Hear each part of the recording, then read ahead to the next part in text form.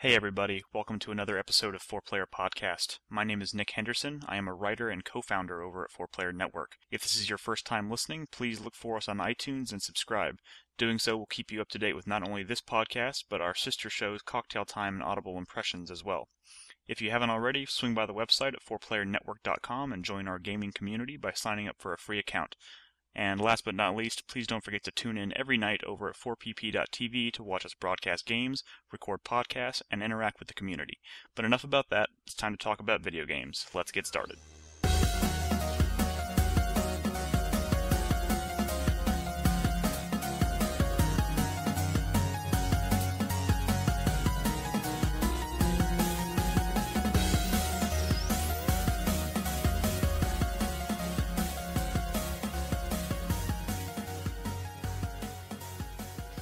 Happy Mardi Gras, everybody! From 4Player No, Pod. come on, let's not start like that. All right, Brad, how would you like to start? Off on the wrong foot. Hey guys, welcome. It's me, Brad. I'm here with Nick, Welcome to Nolan, what? and Chris. This is 4Player Podcast, episode Who Gives a Shit? 305, actually. And, yeah. And it's You know, I'd say the episode number is way less important than actually saying the date. February 12th, 2013. All right. Yeah. There you go. I don't know, I just feel like saying the number because I can. And we're actually back. Mardi Gras. We're getting drunk. We're going to go out and see some tits later. Hey! Are we? He's like, That doesn't sound like a bad idea. suddenly I'm on board. Brad for is this. making a lot of sense right now. So, all right, guys, we have a lot of ground to cover today, so we're going to kind of jump right into it. We'll talk about Dead Space and Fire Emblem in the first segment, along with a few other little things. But in the second segment, Carlos will be joining us. I hope Carlos will be joining us to talk about Aliens, Colonial Marines, which I'm sure if you've been paying attention at all today, Has been doing really well. Yeah, it's been stuff. doing fantastic. EGM gave it a 9. It's great. Did you see I think Joystick did the meta review or whatever, where they gathered all the scores together, and the top one said EGM 9 out of 10, and then you scroll down and it says, and everybody else, and then it had like 50s and 40s, and oh man. Well, everyone's been talking shit about that review. I don't know. Yeah, I mean, it's kind of... I don't know how it could. Anyway, let's not talk about it. We'll shelve the Aliens discussion for the second segment, so if you're an Aliens fan, or if you're still crying after playing that game, just tune in for the second segment. We'll talk about it at length. But for now, let's talk about some of the other stuff that we've actually been playing and maybe enjoying. Yeah, video games. Let's start with Dead Space 3, if that's okay. I've been playing fucking a shit ton of that. How much is a shit ton? Have Are you on the planet yet? Yeah. Have you been enjoying it, Nick? Yes. Because we live together, and a lot of the times I'm in the living room. Fuck this guy! Fuck this Like broadcasting, and I'm talking to chatters, and all of a sudden, fuck this fucking game, it fucking sucks. And the chatters are like, what's going on at your apartment? I'm like, Nick's just playing Dead Space. That's all he said during Dead Space 2. And then he's like, "Give it that here." there was a moment on Saturday when no one was broadcasting, and I got stuck on one boss, and it took me over an hour to finish the boss. Which boss was it? I don't know. It was some just stupid ass fucking necromorph boss. And you get caught in the middle of this field, and it was not even a fucking hard boss. Except I was stuck at a point where I couldn't go back to get a different weapon, and I had like a really shitty weapon, and I had a weapon that was like a secondary weapon that was not necessarily ideal because it reloads really slowly, and the secondary fire is the only useful form, and you can only fire like 2 at a time. So I was really fucking. So why couldn't you go back and change your weapons? I don't even remember. I don't remember the situation. Would you say during this boss fight you were strategically shooting yellow parts of the big boss? Yeah. Yes, I was actually. Strategically, tactics. And then my stasis, like it was a boss that almost like it was one of those bosses where you're basically running backwards from him and like trying to stasis him. But I would stasis him, I would do some damage to him. But by the time after I did it like 3 times, I was completely out of stasis, and my stasis wasn't upgraded enough to recharge super fast. So I was running circles around the map trying to wait for my stasis thing. But he does this stupid attack where he like locks onto you and just like fucking charges you. And I don't know, man, it was just terrible. You gotta roll out of it. No, and the rolling is super there's a roll? unresponsive. Yeah, there's a roll in this game, and it's super unresponsive. You can't rely on that for dodging unless he's already slowed down with stasis, and then maybe you can dodge. But if he's just charging at you, that roll ain't gonna do shit. Have you tried just charging right at him? Maybe you can scare him or something. Can you use a weapon that knocks him back? If I had one. While he's charging? Can't you just play the game I mean, better? the shit. Yeah. You know what? I eventually figured something. I don't remember what I did. I figured something out.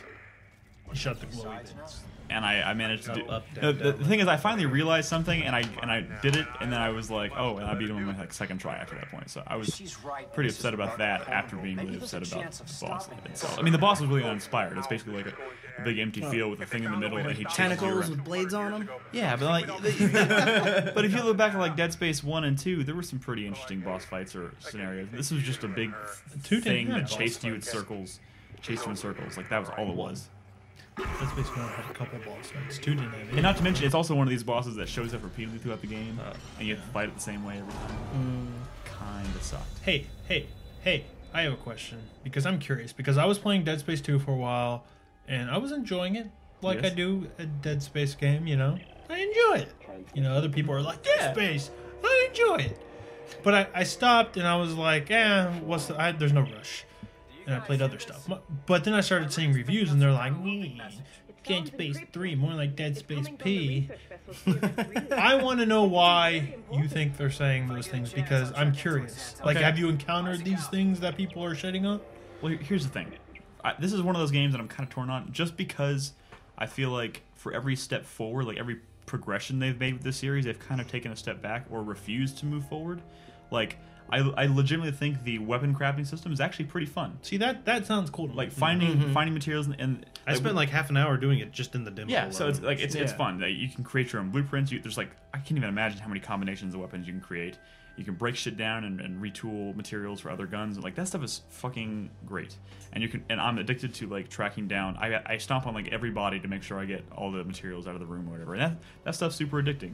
But at the same time, I also know that there's a lot more I could be getting if I was paying them money, and that kind of frustrates me. Yeah. But outside of that, the things that they added, like the things they didn't add, like the new enemies in the game. There's not a whole lot of them that are super. Like, remember going into Dead Space 2 when I walked into that room and those fucking raptor things were poking their heads around. Like that was, I didn't see it coming. It creeped me out. There was no like weird cutscene to kind of like lead me into that. It just like I just walk into a room and this dude pokes his head out and I was like, what the fuck is that? Is that the only?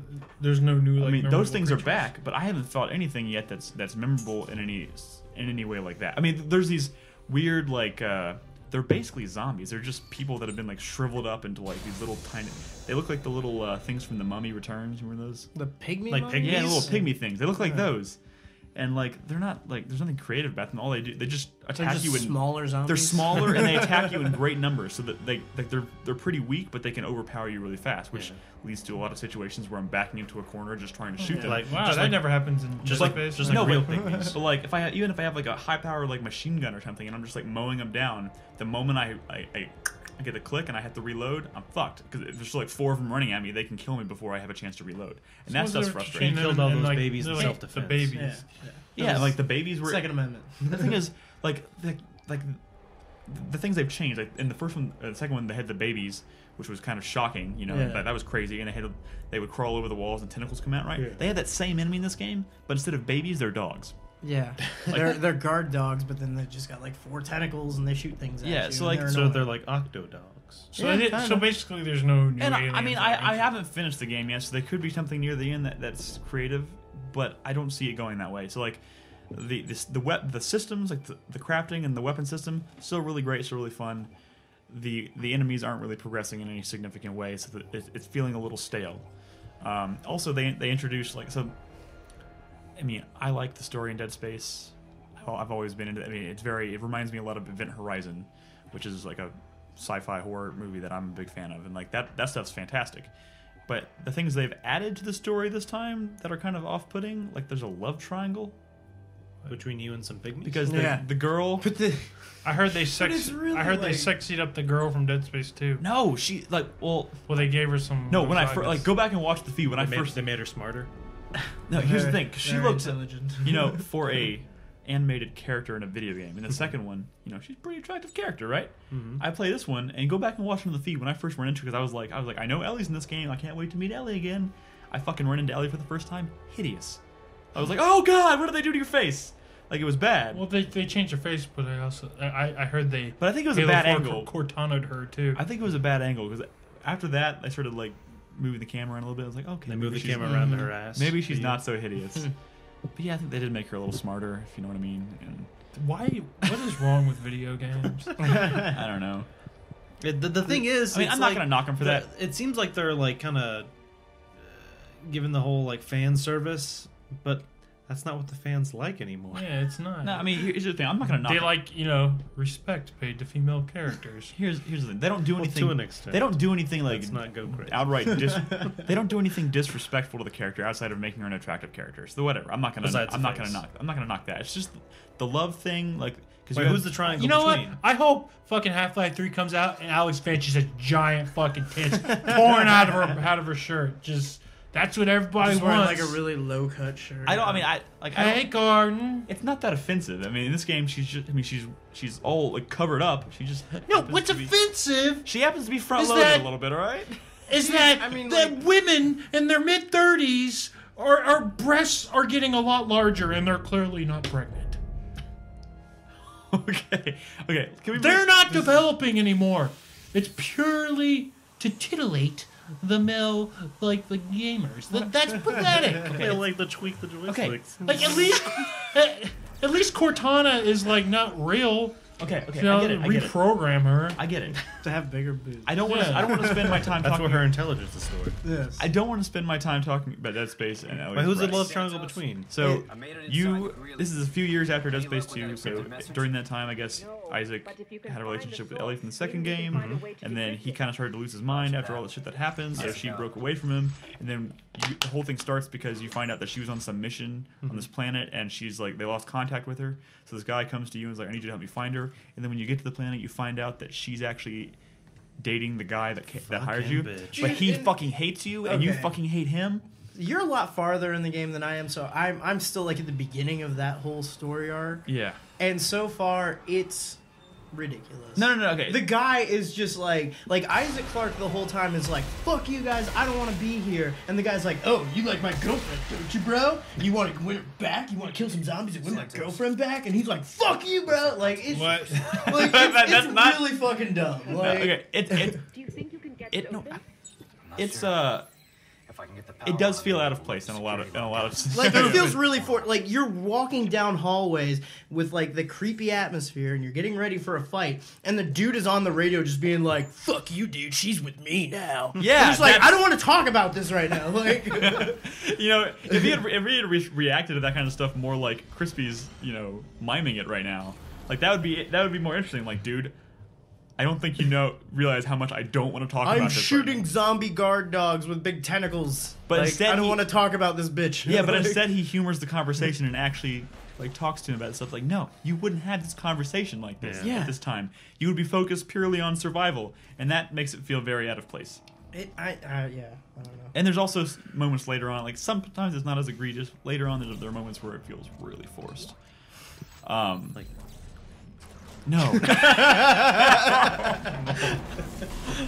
wait, what? No. But The conversations is what you're Yes, doing? they feel very forced. And Dead Space has always, like, I feel like one of the hooks Dead Space has always had has been there's always got to be one character that you fucking despise, so that at some point in the game they can die Most some games vicious, have that horrible character. death. Because like that was my favorite part about Dead Space 1. One of my favorite parts of that entire game was the part near the end where a particular character who I will not name was brutally, violently destroyed in front of my eyes at the most unexpected moment. And that was amazing. And I feel like they kind of like inject those characters in these games now so they can kind of relive that moment over and over again. But the stuff that's still really fucking cool is this, like the free roaming and space stuff. Like it's gotten even more open this Oh, time. yeah? Like you spend an Yeah. entire portion outside of like you take this like tram that goes around that goes from like the main ship out to this like debris field where this other ship was destroyed. And there's like little pieces of the ship you can actually still you fly around like you.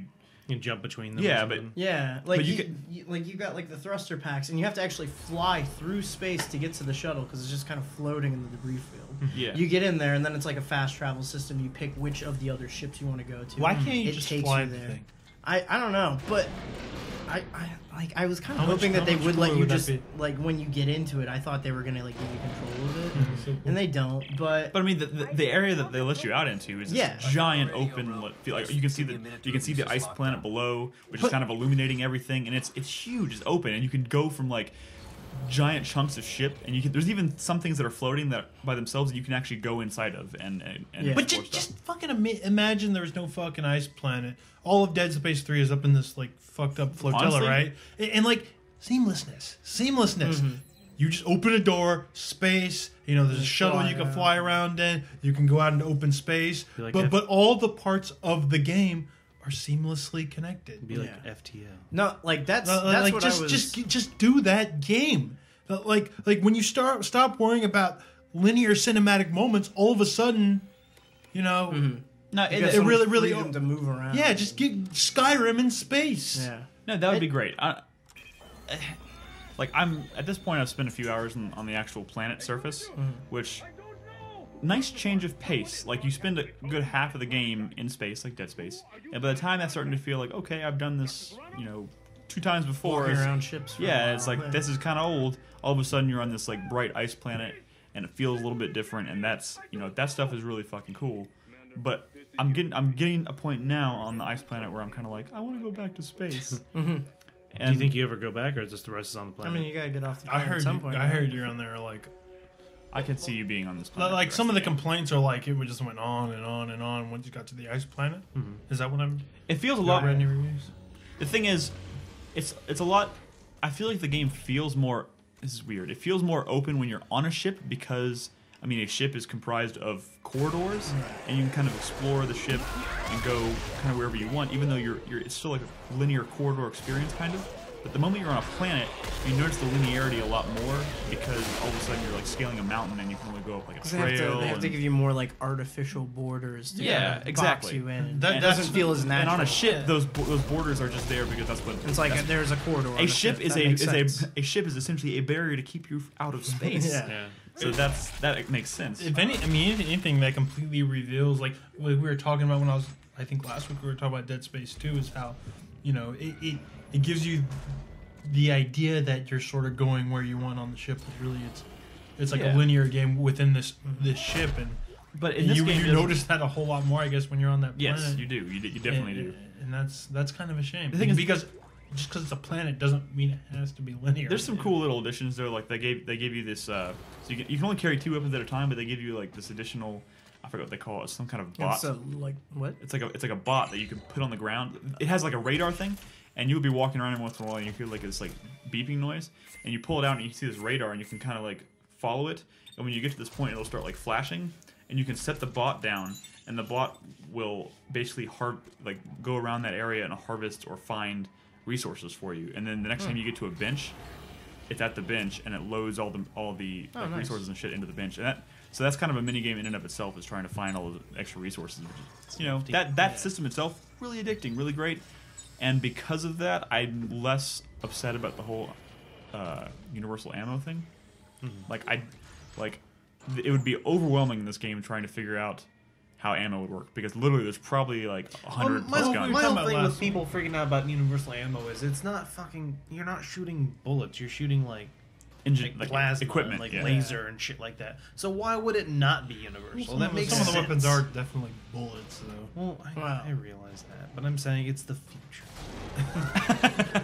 Plasma just solidified into bullets. Yeah, why? Plasma. I don't know. Well, no, I mean it was what we were saying last week. Whatever, as long as it lets you fuck around with more gun types. The gun that's gathers better. the carbon in the air and forms Yeah. a bullet. No, yes. Whatever. That's a good point, though. I was saying, like, I played through the first 2 fucking Dead Spaces with the same 2 goddamn weapons. I want to play around with shit. Those first 2 games don't really Yes. cater to that. I found need. myself using a lot more different kinds of weapons in this game because of that fact, Yeah, and that's good. that's great.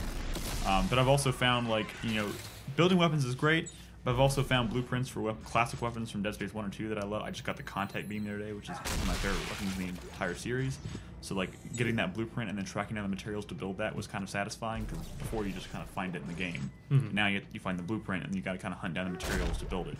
Are you able Which to is get the awesome. materials before you get the blueprint and you just Yeah. happen to have Yeah. some? Okay, that's Yeah. I hate when You games can don't actually do that. you can throw stuff together, and if it's a blueprint you don't have, you hit a button and it saves it as a blueprint. Oh, nice. Yeah, so like you can so they're not like dicks about locking I mean, you out of it's context a really- because you don't have like the blueprint that tells you how to do it. It's a really well thought out system. Yeah, And that part of it is really cool, especially when you start like mixing and matching the upper and lower tools. So like, I mean, I'm not very far in, so I've only got a few items right now. Yeah. Right now, what I'm carrying is a big one of like the Tesla cutters. Or Yeah. Line cutter? I don't No, know. it was like it's a Tesla core with the cutter beam. I think it's called a line cutter, like Yeah. a heavy line cutter. And then the other one is the SMG with another plasma cutter under it. So it's kind of cool because the plasma or the large cutter is very effective against like certain types of enemies, like those guard dogs with the tentacles. Yeah. Like you can take out multiple of them at the same time, but it's a very slow firing weapon. You don't only holds 5 rounds at a time. Takes a while to reload. So when you're getting mobbed by like more conventional zombie type enemies, it's kind of nice to still to switch over to the other weapon and right there on the same gun have a machine gun and have the cutter to like dismember them. Like, That stuff's cool. Because you know how Dead Space weapons are all supposed to be like engineering tools. Yeah. It's. I mean, Like the thing it's is, you getting do a little. like engineering in the Dead Away Space from games, that. but it's always with like your telekinesis Yeah. or your stasis or whatever. Like I want to actually like be cutting some pipe with this That- so line that gun or would be whatever, cool if you- or whatever the fuck you're supposed to do with it. Like you have to like just like cut out a conduit or something, so you just use the line. gun. It'd be cool if like there's a hole in the hull or something and like everything's getting sucked out and so you have to use a line cutter to cut out a sheet of something and then use like a SMG like a rivet gun and like The like SMG is just a fucking gun Yeah. for shooting aliens. No, there are because engineers need this. those you kind of joke about it, but yeah, that stuff would be. that would be That a really would no, good that's, that's exactly I think. Like, I mean, like he's- why did no one but- think of that before? There was a moment in Dead Space 2 that was kind of like that. Like Isaac Clarke, he's not really like the way he's presented now. He's not an engineer anymore. Yeah. He's the guy you call when there's necromorphs. Like he's the crazy guy who kills space zombies now. Yeah, he's and- not an engineer. No, I know, Like- but they still like to keep the illusion that you're going to be doing the tasks that Yeah, you can complete yeah. no, because but you're like, an engineer. no, but every task, like I just every, would like to have him measure out like some pipe and turn his plasma. Maybe Hey, use hey, maybe use a measure it twice. table saw or something. Measure it twice. Or your co-op partner. You have a co-op partner like holding up the no, Measure twice. like the tape measure and Isaac's marking the.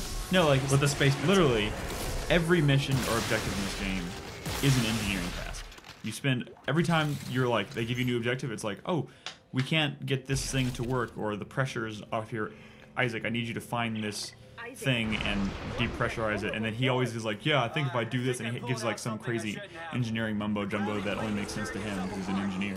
And he's like, yeah, I'll just release this valve, blah blah blah, and go do that. And then your objective then is to go find that and do it. But then the actual action of Yeah. doing it is very mundane and Exactly. like just your- turn this valve. So is being an engineer. Use your. Yeah, but it's not like it's like anybody could just go But- turn that No, valve. but like you don't you're need an focusing engineering on the degree wrong to do that. thing. His weapons are engineering tools. Well, and he's I never mean- used them to complete a task.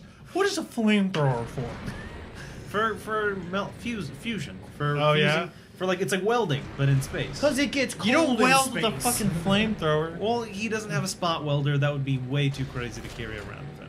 Cool weapon. Have you seen the shit he carries around with him? Do you know what a spot welder is? Is a contact beam for welding maybe? No. No, I'm pretty sure that's for blowing the heads off of aliens. Now it's like a lot of the weapons aren't even engineering tools. They're like parts of engineering tools that he's like throwing together and making into weapons. Like, you know, like the Tesla thing is supposed to be a welding beam Yeah. or something, but So here's the thing. he only uses it to murder. Here's the thing. I'll kind of leave it on. Well, before I do that, let me just say I haven't yet played this game co-op. But hearing some of the stories about kind of the stuff that goes on in the co-op, I pretty really want to play it. Yeah. Sounds cool. And I heard the I'm gonna co-op's find really some. I can't remember if Chris Davis played it for the review already or not. Okay. Yeah. Okay. Thank you, Chris.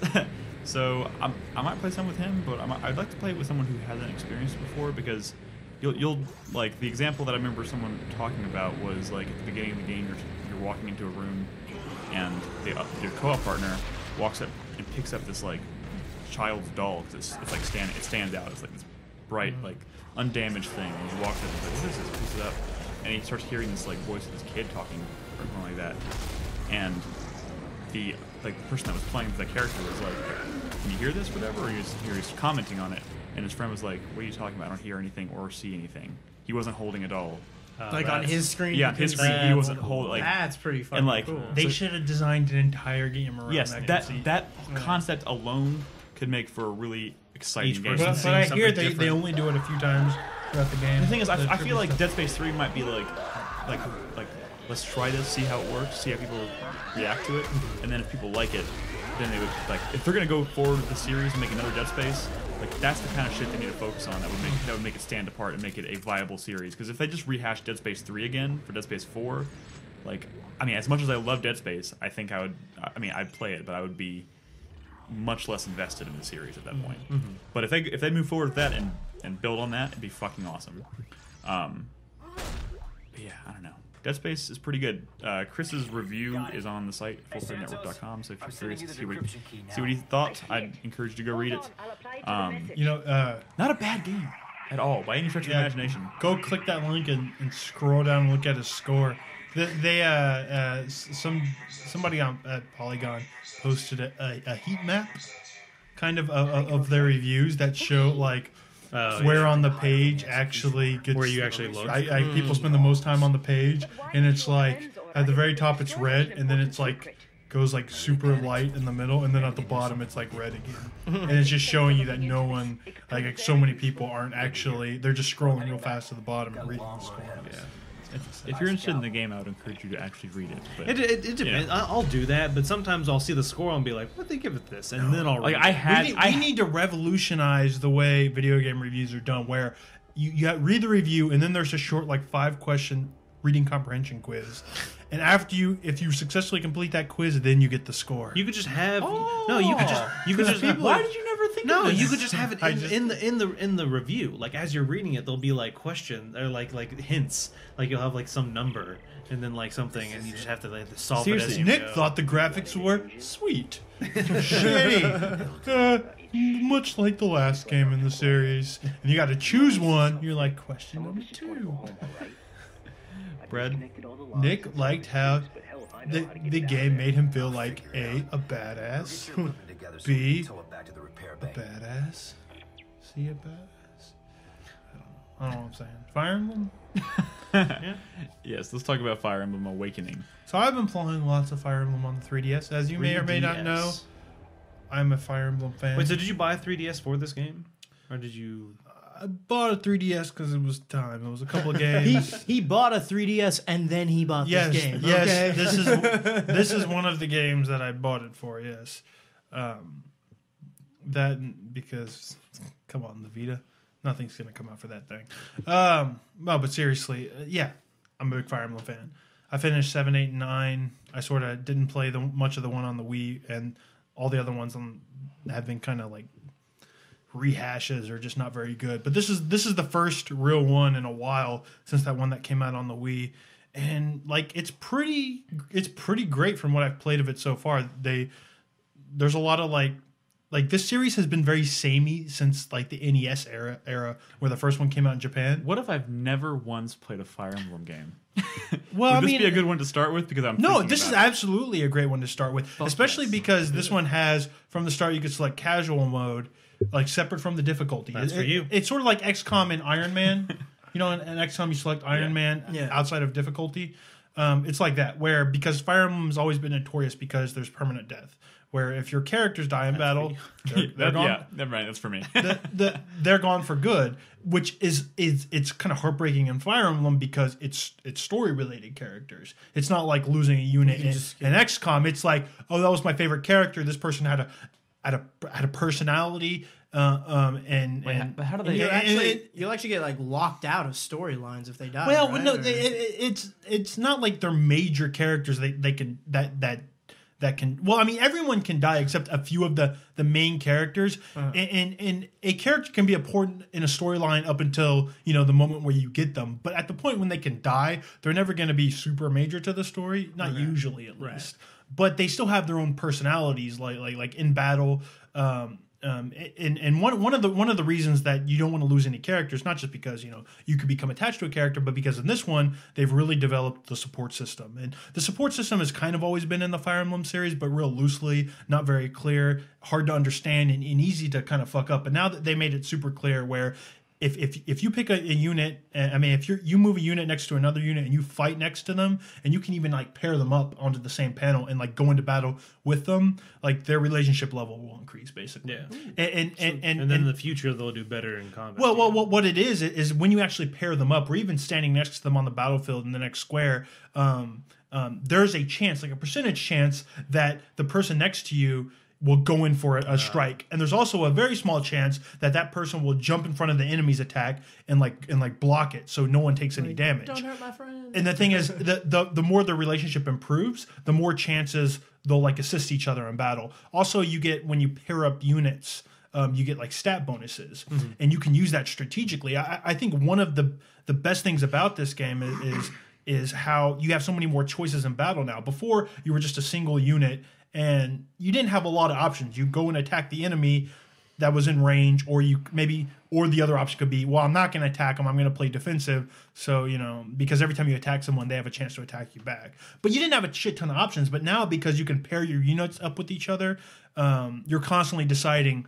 well, this unit's really slow, but if I pair him up with this fast guy, he'll get like a speed bonus to his stat, and he'll get to have the chance to attack twice, which is like this really strong slow unit who usually only attacks once. Now he's attacking twice. Now I can finish off this unit. And you can even do things strategically, like have two pairs next to each other in a battle. You can actually switch your support partner like right before you attack to like swap around bonuses and really get the advantage you need, to like finish off the various enemies and whatnot. And it's just super, like it's so much more complex in terms of the amount of options and choices you have before, where I think that was a little bit lacking before.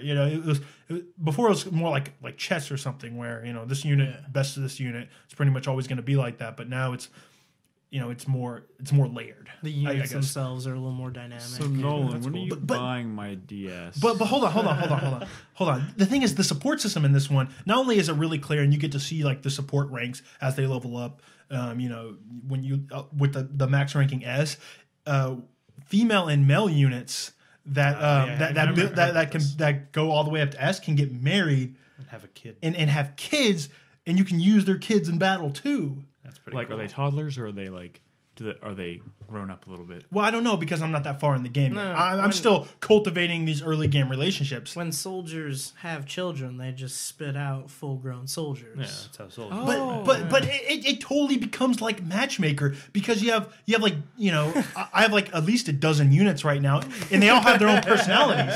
And the thing is, every time you rank up in a level of like relationship, you get a special little like cutscene where you see them interacting with each other, and you see all these like personalities clash with each other, and it's like super interesting. Where I have like this suave guy, and he's been fighting along with this mage that I have, who's like kind of nerdy and like scientific and always wants to do research, and their cutscenes have been like he's like, oh, you should study why I'm so handsome or whatever. She's like, this is interesting or whatever. and as they rank up, you get these cutscenes, and that story evolves between those two.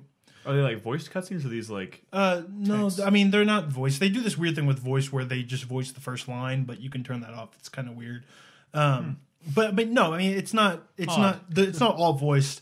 But I mean, it's well written. It's fun. The characters are pretty much like your anime cliches, but it's well done. And someone who and it's funny. It's light and funny. For someone who really actually enjoyed the like social relationship aspects of like Catherine, is this the same kind of like draw to it, like being able to... It's not as sophisticated as like Catherine, or as adult as Catherine. If I say more along the lines of like, say, the social links in like Persona. I was gonna say Persona games. Yeah, and again, it's not that deep. You only see these cutscenes sort of as you rank up the relationship, from like D to S or whatever. But that's the thing, you get really attached to these characters and the relationships. So if a unit dies in battle, you're like, you were not only my favorite character, you were supposed to get married to my favorite other character, and y'all were gonna have kids, and y'all were gonna be happy. And like this whole thing, with one critical strike can ruin everything. So you got to play it very carefully, kind of like XCOM and Iron Man mode. So you're playing with the permadeath? No, I'm playing with off. That's what's cool about this game. That option like I turn permadeath off, but I'm playing on hard. Oh, okay. To sort of balance out that difficulty. And I've actually heard with permadeath off and hard difficulty, it's probably harder than normal and permadeath. The reason I'm doing that is because no Fire Emblem player lets their characters die. so and like this is true. Unless it's just a character they hate, everyone restarts battles. Like for the long, like I've been playing Fire Emblem for a long fucking time, and I call bullshit on the people like, oh well, you know, my favorite character died, just got to move on. This shit's not like XCOM. It's like you restart the entire battle, and these battles can be up to an hour long, and you get that, and like with the boss at the end is always like the strongest unit. Yeah. You could totally have like completely cleaned up the map, leveled up a bunch. But got to the boss, have an unlucky critical hit on your favorite character, and they're gone for the rest of the game.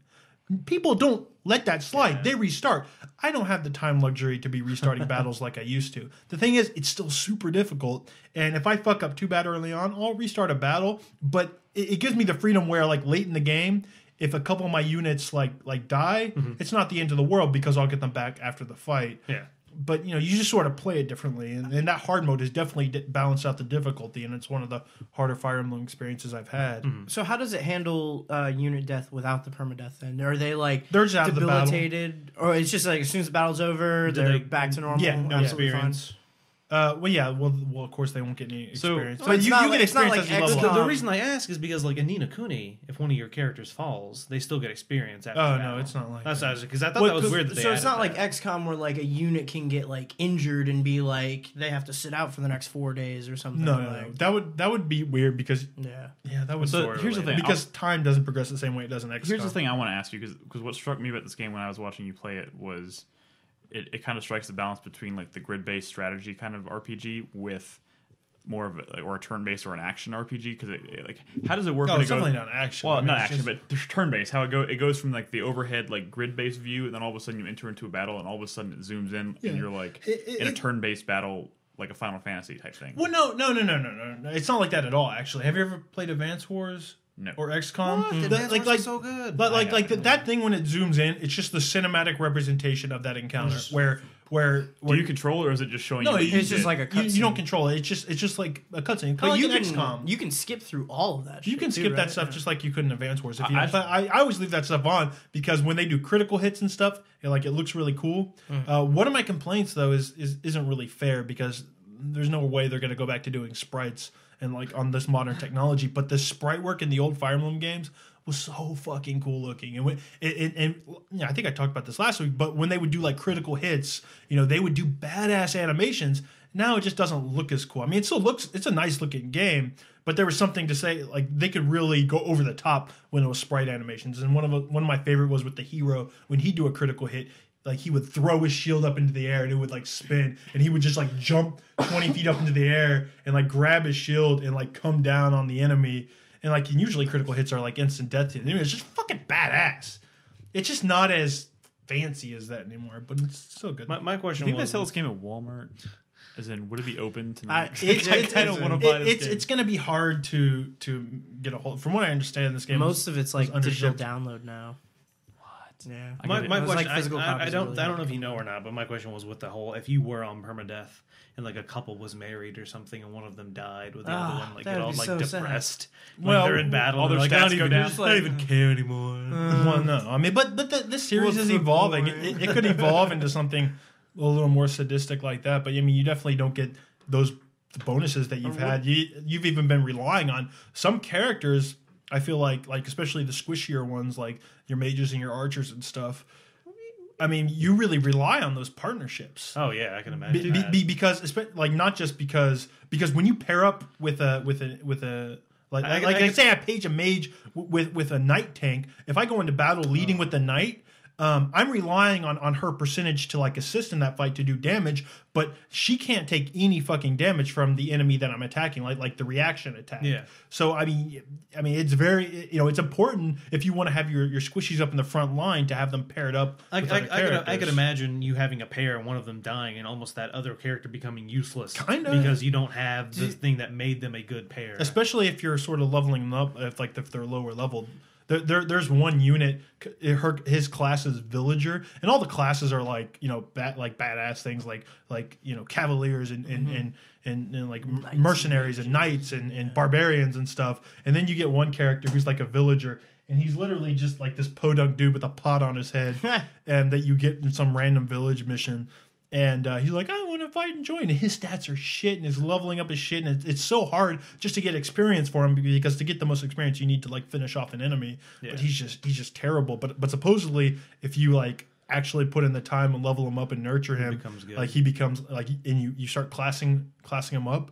He becomes like really badass, which is cool in terms of the lore. Do they have any kind of like penalties or anything for like, because it seems like it's very crucial to keep your partners like kind of together and working together. Well, it depends on the situation. Is there a penalty beyond losing that bonus? Like let's say if you had like a married couple in the field and then like the husband gets killed, does the wife get like an extra like penalty to her stats, or does she like, could she go into like a berserker rage and just start like killing things or something? But it's just the kind of thing where, like I said, like if I'm pairing up a knight with a mage, and that knight who's my tank gets killed, then she's out there. My knight, I can literally just thrust right into the heart of battle, and enemies will just go, and he'll just suck up all the damage. But if he comes across like he gets hit with magic or like somebody with a hammer, which is anti-knight, and like dies, then all of a sudden that mage is just instantly Twisting just completely fucked, and doesn't get any of that defensive bonus that she would have gotten normally from partnering up.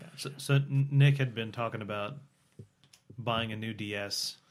Yeah, I want the big one. The DS. It's just a 3DS, no matter what you're gonna play. I know, but I might buy his DS just because I want to play this. I said I'd sell it to him for $100. The thing is, like, I think a lot of people have been. This might be my first new handheld. A lot of people have been talking, like, don't approach it like, well, Brad really likes Final Fantasy Tactics, and I never really gave that a chance or whatever. This isn't. It's less like Final Fantasy Tactics and more like something like XCOM, yeah. where it's not like each individual unit on the battlefield has like 24 spells and things they can do in battle. Like it's a lot more. It's more like more chess, more streamlined. They're all very specialized. It's more streamlined. It's simple in comparison. It's tough, but it requires strategy, especially like I said with the partnering system. But it's pretty accessible, especially if you play like normal difficulty and casual mode. I think a lot of people can. And as a JRPG, like the overarching story is pretty good too. I mean, like I said, it's you might run into some like cliches, but it's well written. It's well localized. It was 8.4 that localized it. It's beautiful to watch on that. Like that. Oh yeah. Just seeing the cutscenes are really nice. Just seeing the cutscene on your 3DS and your big one, I was like, not only convinced me that I want to play the game, but also that I wanted the bigger DS to see it on the bigger screen. Which, bottom line is, this is a great entry point to the series. Okay, it's done. It's settled. I'm gonna play this game. And but what? Because I've been talking to David. David's been playing it, and every single Fire Emblem, when you start out, you have a bunch of like level 1 characters who aren't very good yet, and you have one character who's level 1. It says he's level 1, but he just destroys everything in one hit. Anytime someone attacks him, it's like 0 or 1 damage. You're like, geez, this guy is like, he's like a god. You're like, well, I'm just going to send him across the battlefield, have him carry everything, kill everything, and I'll be just fine. Never do that. Yeah. It's called the Jagan, and that's because in the original Fire Emblem, way back in the NES, they had this character called Jagan, who was this type of character. The thing is, he's level 1, but he's level 1 like classed up. That's the thing. Like when you evolve into a new job class, you go back to level 1, even though your stats are like way higher and you're much more powerful. So the thing is, he's not actually level 1. He's actually like level 21. What you're saying is he prestiged. Yeah, exactly. he prestiged, and if he kills everything, then he gets all the experience. He gets all the experience, but he gets very little experience because he's such a high level. Actually, the thing is, all your characters will stay shitty, and then eventually that character will get outclassed, and then you have no units that can really be effective. So whatever you do, don't let that dude run around and suck up all your experience, because Dave was like, man, I'm just blasting through this game. I'm just taking Frederick and killing everybody, and I was just like, no. Don't do that. Okay. So before we cut to break, there's a few other little things if you want to bring up at all. I know you're almost through Metal Gear Solid 3 at this point. Any updates you want to give us on that? Well, since I was last on the show 2 weeks ago, you were on Metal Gear Solid 2. just started 2 or just something like Yeah. that. And so I finished 2. Like the thing was, I was like, yeah, I'm gonna play through all 4 Metal Gear Solids, and I'm playing 2, and I'm like, 2's kind of poopy. What? 2's not poopy. It's not poopy, but in comparison, hindsight, maybe. In comparison, What are you comparing Brad, to? I 3 just and 4? recently played this. No, I know.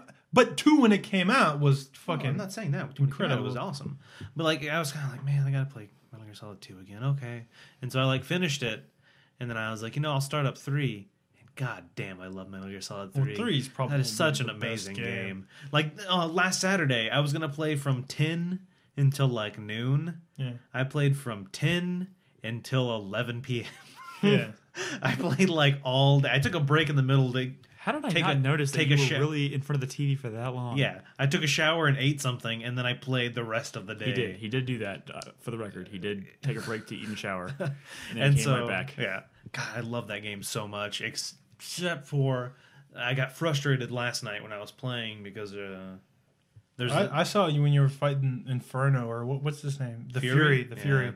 Well, the problem with that is, Why is he lying down? Get up off the ground! Quit lying down! so you didn't see when I first played him. So what happened was I was playing this no alerts, no kills. Oh god. Why were you doing that? Because I love this game and I played. But it you're so just many supposed times to be before. blasting through these games before I've been- Rising. Hey, I'm almost to the end. I'm only at like 10 Oh, hours. the boss is gonna be such a pain. So no, I'm at the boss right now. Oh. But anyway, so what happened was, I was up to the end, and the end is. He kept saying that, and I kept thinking he was trying. He's like, I'm not the end of the game. I'm up to the boss battle. The end. The end. Old guy with the bird sniper. Fucking Kojima trying to play tricks in Hey, my brain. how do you know alert the end? No, boss battles don't have alerts. Okay. You just the boss knows the boss knows you're there. No, sorry, 'cause not the boss. God damn it, Kojima! The guy you're fighting knows you're there. Or you could probably do the thing where you just reload. I just Yeah, realized no, that's that's why what he the did boss- this. yeah. That's why he did this. You So can people let him can't die talk really about hard it. to talk about this game. No, and that's one of my favorite bosses, and so I didn't play him. The first time I played him was amazing because I was sniping him and stuff like that. But anyway, so I played it, and then somebody in chat was watching me, and I just got his Moss and Nagant that you get for killing him, his tranquilizer rifle, and Did you eat his parrot? yes, Is that a kill? no, and animals only had his skills. And so somebody in chat was like, "You're not really good with this new sniper rifle," and I was like, "Well, no, I just got to get used to it because." Tranquilizer darts move a lot slower than bullets. So you have to time it properly. You can't just... And I was like, look, I'll snipe this guy with the tranquilizer and I have to lead him a little bit because he was fucking, like 200 yards away. And then look, when I pull up my SVD and I have the the crosshairs on his head and I pull the trigger, he's dead because it's a bullet. That's how they work, not a tranquilizer. And then after I said that, I was like, oh, now I jumped off a cliff. So I would reload my save. But in that confusion, I accidentally pressed continue instead of... Oh, you fucked up your And no so I death. had a kill or two. But he didn't 3, realize it. And I didn't know. And so I'm playing, and I go through the cavern, the mountainside, and I have this big long all these conversations with Eva, and then I go and I fight the Fury, and I beat him on my first try, no problem. And then I go farther, and I'm going through I'm in Groznygrad, and right in front of where the Shagahad is, and I'm doing all that. How'd you find out? And then a chatter was like, "Hey, Nolan, you killed a guy earlier," because I was like, "No, I'm doing Fucking 4 hours after he did It this. was 2.5 hours, 2.5 hours, or maybe 3. Might have been 3 hours. Should have banned that guy. And so, no, it was J52 because I was like, hey, no, I'm doing no kills. And J52 was like, no, you're not. And I was like, yes, I am. He's like, you killed somebody. And I was like, no, I didn't. And he showed me the highlight, and I did. And I was like, son of a bitch. And so, Nolan, why are you doing this to So yourself? here's the best part. He restarted. so I had a save right before the end. Because I wanted to replay him after I fought him, The end. like the boss. The end of the game. with a sniper battle. Yeah. Because that's the first time I played him. That's how I played it. And so I reloaded that, and it only took me an hour and 15 minutes to catch back up to where I was. So I did it much faster. But yeah, and so J52 says, as you hit the continue button, you said, fuck no kills. yeah, I was joking, and so David thought I was serious at first. That's why he didn't tell me, or didn't like whatever. But anyway, and so if you remember at the end, towards the end of the game, You were on like a motorcycle with Eva, and you're fighting all these people and stuff, and then she's a dumb bitch, and she looks down while she's driving a motorcycle, and she hits a log, and y'all go flying, and she gets impaled. And so you have to like lead her through this area with all these guards coming after you, and I kept getting caught over and over and over, and it was so frustrating because I was doing no alerts and no kills, and it was so infuriating. And then I finally was able to find a way to get around it. So at this point, you're at the very end. All you gotta do is so fight all the I have to boss. do is fight the boss, and then probably watch like an hour and a half of cutscenes. So Yep. then I'll start Metal Gear Solid 4. Real quick note, on this week on the feed, you said I was playing on Saturday. I'm not. I have to go to a wedding on Saturday. Well, so you're not going to be able to get through 4 before the end of before Rising. Calm down, killer. 3 is only going to take me another hour and stuff to finish. And maybe I'll play that early Thursday before you go on.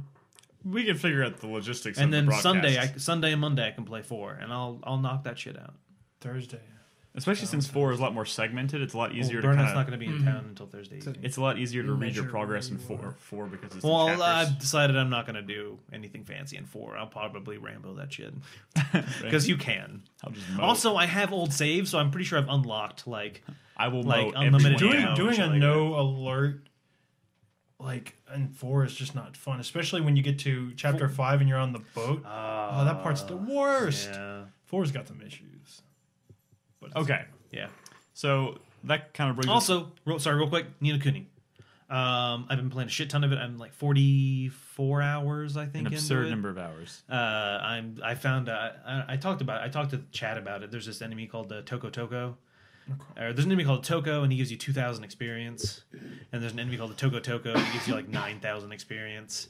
And I found battles that give me like 20,000 experience, and some of my characters are literally leveling up 2 levels each battle. Has the White Witch done anything besides talk yet? No. Still to this point, she's kind of done stuff in the background, and you see cutscenes of her. Like making a sandwich or something? Yeah. Whatever. Like you don't need. I mean, that's just the localized subtitle. It's not even what Ni no Kuni means. It's just.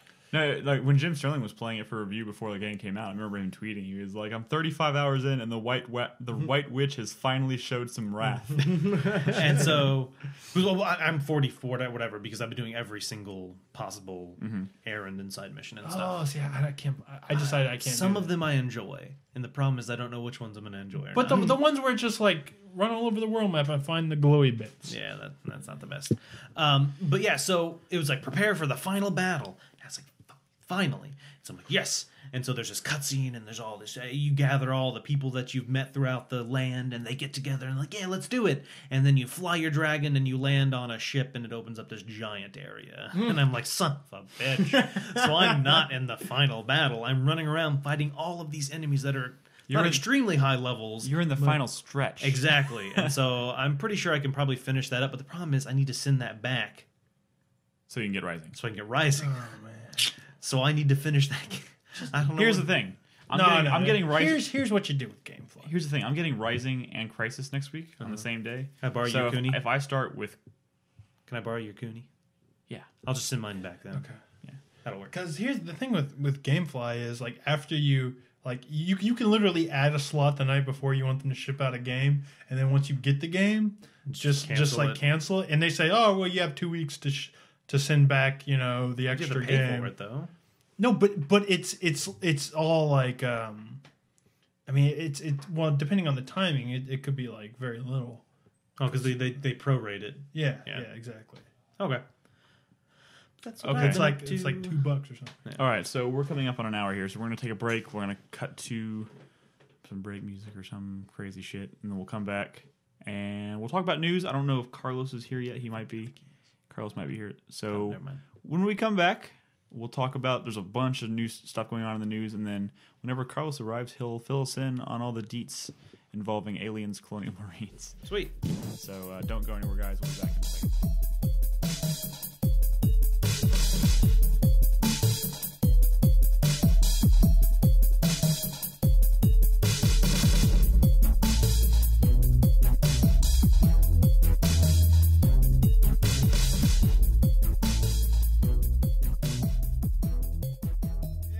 Welcome back. Predators. Video games. You know what sucks? I played Alien vs. Predator, That one that came out a few years ago. That's getting better reviews than this and one. I enjoyed it. Really? I mean, no. The thing is, I enjoyed it. I loved, out of all the campaigns that I played on that, out of the 3 campaigns, I played the Aliens one, and I was like, oh god, I wish that they would make an entire game like this. Wait, the Aliens or the Colonial Marines? I mean, the Colonial Marines, the ones where you're fighting the aliens. You remember Predator Concrete Jungle? I read the better reviews than You know what's funny? Colonial Marines. You know what's funny when you said that? I remember the book that I read, not the not the game. Wow. The Predator novel. I used to read The the Aliens. novelization of the game. I used to read the Aliens and Predators. You're looking for Predator, aren't you? I used to read the Aliens and Predator novels and the Alien versus Predator novels. Nice. That is fine. Was there a lot of hot No, it's Alien not on Predator action? No, not nearly enough. But anyways, we're not here to talk about alien sex. We're here to talk about the news. Alien sex. Yeah, right? Where'd you come up with that? And in the news. Thank you, Nolan. All right. I'm just going to move right on down the list here. Batman. Who likes Batman? I like Yeah, he's all right. I like Batman. Batman's pretty good. In a executive meeting, financial call, whatever you want to call it, That's a small meeting. at Warner Brothers.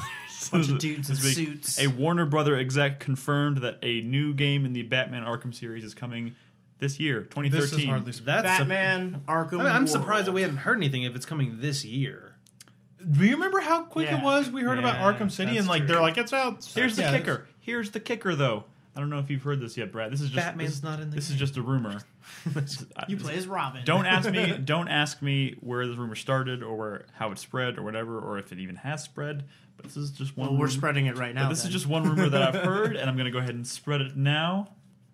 But so you know how Rocksteady was rumored to be working on another Batman game This that is was the set. worst type of media. That was set. What? Reporting on rumors. Yeah, I know. But it's fun. It's speculation. If we're wrong, Was yay, we're wrong. just our Anyways. credibility. So, Rocksteady, It's credible. rumored to be working on another Batman game set in the Silver Age of comics, which is, you know, I would assume Chris knows a lot more about that than I do. Oh, that's Yeah. right. There was that info that was going to be about the Silver Age. So There was the rumor, because, you know, if they're working on that, it's kind of hard for them to also be working on a game. That wasn't a rumor, though. That was Rocksteady saying that. So prepare yourself, Brad, Okay. because a rumor that has started now is that this new Batman Arkham game is being developed by Spark Unlimited. What is with Spark Unlimited? They must be the cheapest fucking developer out there. Probably. Yeah, I don't know. I'm sorry. You know what? I'm just gonna go. Help me out here. Sparking Developers of the upcoming hotly anticipated Lost Planet 3, but the only other games they have on their track record this generation is Legendary and The Box. and Turning Point Fall of Liberty. Oh, Yeah. fantastic! No. Give those guys Batman. Those are two of the worst reviewed games of the entire generation. Oh, that makes me really happy. Yeah. They're also supposed to be working on like a Ninja Gaiden reboot. Remember?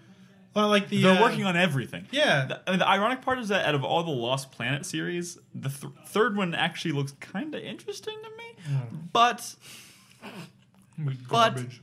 it's probably not going to be good. I thought you were going to say Mercury Steam. Oh wow, that would have been a. Yeah. Which one would you rather? That- The knife. I'd rather have Mercury Steam Yeah, I'd develop a prefer game Mercury than Spark Steam. Unlimited. Absolutely. Okay, good. I just wanted to make sure we were clear on that. So that was the thing I was worried about, and I mentioned it on Joseph's post. He made a post about a new Batman game, and on the way here, I was talking to Nick, and I was like, "Yeah, if Rocksteady does it, I'm all in." And Nick was like, "Well, if someone else does it?" And I was like, "Then I might be worried." And now we find out someone else might be doing it. So I don't know. Spark Unlimited, they just like, you know what, we'll develop your game for free. Yeah, we pretty much. love, We just want to make games. yeah, we just want to You know make what? games. We're all living on ramen. You know, at this point, We just really love Batman. at this point, oh my god, I don't know if we're ready for you. See, no, Carlos. this is why we have a couch in here. Now you can chill on the couch while we talk Yeah, about the news. chill on the couch, Carlos, where there's no room Fuck you, whatsoever. Jake. Oh my god. Careful, careful. Watch the equipment, Carlos. You know, why don't you just sit in that red chair over there? Why don't you just sit in the corner? Why don't you take a seat, Carlos? Why don't you take a seat? So Carlos. No. Oh god. Oh god. Oh god. Oh, you're cool. You're cool. Oh my god. So what brings you here tonight, Carlos? Because I have Oh, this, wait. Don't sit down on that. You're going to crush my I have controller. this chat log here. What? Okay. All right. Let's continue. Carlos is here, and the You next... know what's also in the news, and that's not a rumor? Square Enix registered the domain War for Nosgoth. Yep. Y'all know what that means, right? I don't at all know what that means now. Well, Nosgoth is the world from Legacy of Kain. Oh.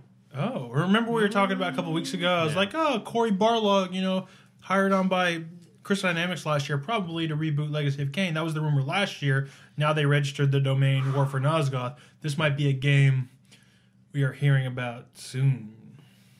That sounds good to me. Yes, I agree. So I've been playing Soul Reaver also the past few days, so I am a big fan of the series. So hopefully we'll be able to talk about that in the coming weeks if that's announced. Although that might be an E3 announcement, but I don't know if the domain's already registered and people are finding out about it. It might slip out before E3. You never know. Maybe. In other news, I mean, my guess is we'll probably hear about it pretty soon after Tomb Raider ships. yeah, which would be in March, so maybe by late March or early April we might know something more about it. But outside of that, and a kind of a related note on a Square Enix note, there's 2 new IPs that were kind of hinted at or announced in the past week. One of which being a domain that was registered by Square Enix, which is called Murder Soul Suspect.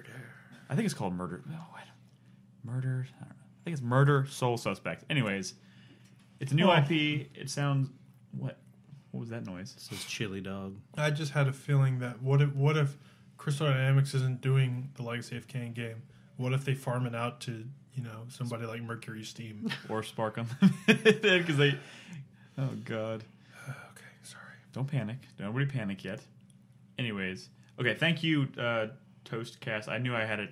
Murdered Soul Suspect is what it's called. Wait, soul like SOLE or SOUL.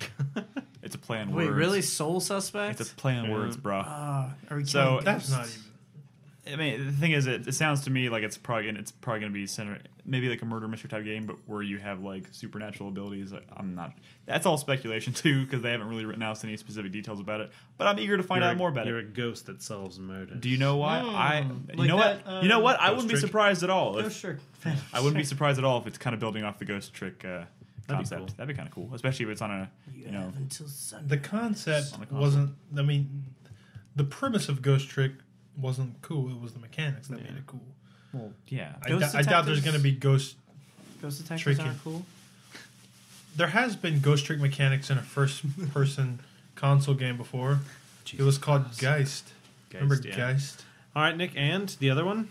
That's I'm not sorry. loud at all, Carlos. Yeah. Oh my God, Carlos. Maybe you should go out in the living room and eat. If you're going to eat a fucking sandwich, I'm so hungry. so go eat in the other room. But I want to listen to this. All right. What else? You what can else listen we got? from the other room. It's on the speakers. No, it's not. Actually, You took it's it off not. the speakers. Okay. It was. Just eat real quiet, like. Okay. Just a warning. I do eat the paper. As he puts Doritos on his sandwich. The other game that I mentioned that's a new The other new IP is a PC exclusive, being developed by. Help me out here. Why am I forgetting this too? Former Bulletstorm devs. Former People Can Fly, but they have a studio name now. I don't remember. Can't remember it. Anyways, it's called The Vanishing of Ethan Carter. It's a PC exclusive. It's going to be. They've already come out and said there's not really going to be much in the way of action in this game. Well, no, I read today that there's no combat in the game. Yeah, so no combat at all. It's more about exploration. That's cool. And puzzle solving. I like that. Yeah, so I just want to know. I just want to hear that this is not like a fucking point and click adventure game. yeah, that that's all I want to hear. If it's not that, if it's like fucking Tomb Raider-y or something, I don't know. Like what other non point and click adventure game has no combat and is focused on exploration and puzzle solving? I mean, why can't you have like Uncharted or Tomb Raider without the combat? Well, you fucking can. I'm just saying, like, there's nothing out there that's like that. But they're trying to change that. That's an assumption. We're assuming they're making something that doesn't really exist anymore. Yeah, so we don't know anything specific about it yet. However, I mean, as far as a game with no combat, that is something very far out of their wheelhouse. They did Bulletstorm, for God's sake. So to go from something like that to pretty much the complete opposite is kind of strange. Not just Bulletstorm. These are the guys that made Painkiller. Painkiller was like Serious Sam for metalheads. Like it was such a this is a huge departure if it is what I guess we want it to be. Why can I not remember the name of the fucking studio? Whatever. Former People Can Fly dudes. I know, but no one in chat is saying the name of the studio. I believe it's called Probably Former because People this is Can their Fly first Dudes game. Studio. The game studio formerly known as People Can Fly. No, it's not that. No, like, we wrote about it on the site. I just don't have it in front of me. I can't remember all of a sudden, and nobody seems to be remembering it. Anyways, whatever. I'm hoping, because I loved Condemned 2, and the detective aspects in that game were pretty awesome. Yeah. And if they could kind of expand on that and build something built around a concept built around those types of mechanics, I'd be in fucking heaven. Because I like murder, and I like solving murders. I don't think you commit it and then solve And you it. like murdering murderers, right? I love murdering murderers. If you're the murderer, wouldn't just doing the murder be like, "Ha, solved"? I know who did it. No, I didn't say. No, I didn't like. I didn't say I like murdering. I said Could you I like imagine murder. a game where you commit a murder, The cover it up, astronauts. Thank you. and then you have to solve it? Oh, and then you have amnesia and you wake up as the detective. Oh. And you're like solving the game. But then What if you have a don't know what game you did. where you find dead bums, you make it look like murder, so your police department gets more money? I'm pretty sure they actually do that. Yeah, it's called. that was a shitty season. It was not that shitty. You're talking about The Wire? Yes. I started watching that. I'm on episode 3. Oh wow, it's a slow burn. Yeah, it is. Let me know when you get to episode 6. You'll be like, "This is the greatest." Did you say you were going to let me borrow that whole series? Yeah, I have it somewhere. I've It's been in the watching it on closet. HBO Go. This is like the next. Now that he's giving me my 3DS, it'll be about a year before I finally remember to take the You'll live DVDs. with Nolan. Why don't you just watch it with Nolan? Or is he watching it like on his phone or something? No. HBO Go. I He hate watches it in the God, bathroom. HBO Go is the shittiest. Stupid. Oh my god, it's horrible. You gotta have HBO to have HBO Go. No, but even that, like, there's. Anyways, thank you to the people in chat who finally spoke up. The studio is called The Astronauts, formerly made up of people who formerly worked at People Can Fly. So thank you. So can the astronauts not fly? Shut up. So, Project Destiny. Or maybe they could fly, and now they're flown into space. Shut up, no. Bungie's new MMO-ish game. Yeah. Bungie's new IP, Project Destiny, as we are currently referring to it. God damn it, Carlos, is set to be unveiled to the world on February 17th. Yep. I'm not entirely sure of the details yet as to whether it's going to be live streamed or just announced kind of quietly. Well, there's Who an knows? ARG floating around now that people are solving. So, some crazy stuff there too. So I don't know. It's probably gonna be a pretty big deal. So on the 17th we got Project Destiny. On the 20th we have the PS4, and it's gonna be a big That's month next for Wednesday. game announcement. Yeah. Oh my god, that's next Wednesday. Yep. Prepare yourself, folks. You think it should? See, I'm thinking that Microsoft has a big. Destiny is going to play a big part of Microsoft's. Is Destiny supposed to be current gen? I don't think they've said. I have a feeling that they're going to have a pretty tight relationship with Microsoft, kind of like Call of Duty does these days.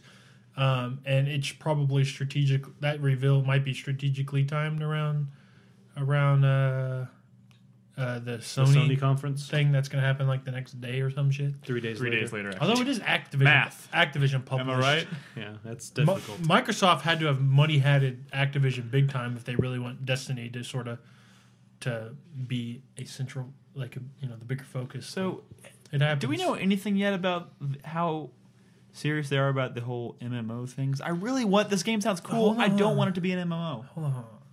Like it's not going to be like fucking WoW. If it's going to have MMO elements, it's going to be more like PlanetSide 2, Yeah. which isn't what you think it is. Yeah, PlanetSide 2 that'd be a good direction to go. Yeah, like I don't know. PlanetSide. I just Trust me, Nick, it's not going to be. no. as bad as Trust you me. I'm think. not trying to hark on PlanetSide 2 because I do know that's a great concept. I doubt you're going to be going on quests. No, and, but it's just a like- long time. It's been a long time since Bungie has worked on anything other than Halo, and I kind of like. But I do like Bungie's approach to single player experiences. I would like to see them try something new outside of the Halo universe without jumping but straight into it's the something kind like of thing where it's like Call of Duty these days. They'll probably always have some single player component. It's all but about the reason multiplayer. people buy it and are excited about it is because of multiplayer, just like fucking Halo back originally. I don't know. I'm sure there'll be plenty of cutscenes. Fuck you. That's not even why I want it. I'm just saying. Just take a step back and try to think of something like Halo on the Skeleton Planet Side 2, and you all of a sudden you don't care about fucking, what's happening with Cortana. It's like I've never experienced anything like this. This is incredible. This is, one of the best FPS like developers ever doing something on the scale that, no one ever does. I'm with vehicles. Ooh. They're gonna have a strong vehicle focus. That's what made Halo so fucking I'm excited about popular. Yeah, I don't know. I'm still eager to find out what it is. We should know more on the 17th of February, so keep your eyes peeled for that. We'll have something for it on the site, I'm sure, as soon as it's announced. Rayman. Brad, you probably know more about the Rayman situation. Well, than here, so I know about it because it's interesting.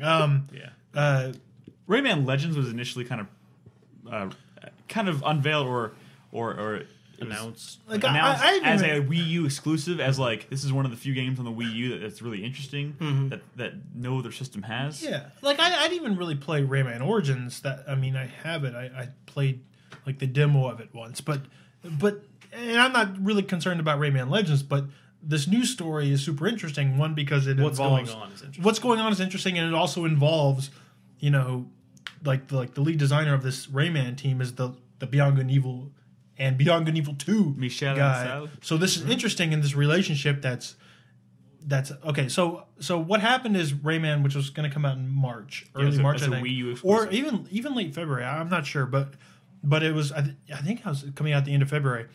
It's being delayed till September. Holy shit! I didn't know it was that long. Being delayed till September. They really want to compete against Grand Theft Auto. No. It's Clearly. And they announced at the same time, alongside that September release, is the 360 and PS3 version, which is a direct response to the poor Wii U sales, I'm sure. Yeah. Yes, no, like absolutely, which is scary because that's fucking Ubisoft. Yeah. And Ubisoft is always like, I don't care, Engage, whatever, we're putting all our shit on it. I mean, Ubisoft is like the third-party developer that's going to support anything. Mm-hmm. So I mean, that's a little worrisome, but it's not like it's not coming to mention, this is a game that was developed.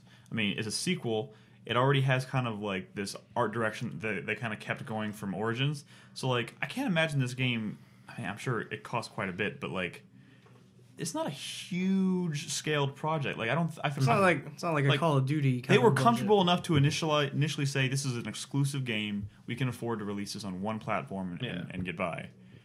And then to see them, especially because back out of that, and the Wii U's launch. I mean, their launch window, which was already huge, now has like nothing in it. Yeah. It's but this is not the weird thing. The weird thing is that the Michel Ancel and his team is like, we're not happy about this. They come out and like said it. These are people that are, Ubisoft pays their bills, but they're actively protesting Ubisoft's decision to delay this game. And that one is already like really strange, especially because why not release the Wii U version now? So like Ancel has been pissed off like over the years about Ubisoft not really supporting his decision to want to develop Beyond Good and Evil 2, and like even way back in the day, like when I think it was around the launch of the Wii, the original Wii, like he was like, they were like, oh, just do this Rabbids game, and we'll let you do Beyond Good and Evil 2. Just one game and you can do it. Just one fucking, and now it's like 4 or 5. Like for him, this might be like, oh my god, like this was all I had. I had to get this out the door, and then I could just jump back onto Beyond Good and Evil 2. And now it's like, no, you gotta keep working on these ports for the next fucking 6 months. So yeah, the weird thing about this situation is the fact that the game is done. Yeah, that's the thing. If they're protesting the delay, that means the game is ready to come out. So the game is ready, and Ubisoft wants to delay it so they can release it at the same time as the PS3 and the 360 Why not make it a timed versions. exclusive? And the weird thing is that's what it was. Yeah, the weird thing is that's not how the past has been. Sometimes a game's coming out on one console, a little while later it gets ported over to some other ones. Yeah, and the fact that it's a game that right now any of us could play because it is completely done. The discs are probably the boxes are probably just sitting in warehouses right now, just waiting to be shipped out. Is the big deal right now. But what is the? I'm having a hard time wrapping my head around the motivation. Money. I mean, is it really single just like marketing push? Yeah. Is it really just so that they can push out all units on all systems at the same time and cash single in marketing budget? Like one, single marketing they don't push. have to run multiple commercials now and then. They just have to. Here's the thing. All one thing. They did this with Dragon Age also, like because Dragon Age was supposed to come out on PC like half a year before it came out on consoles.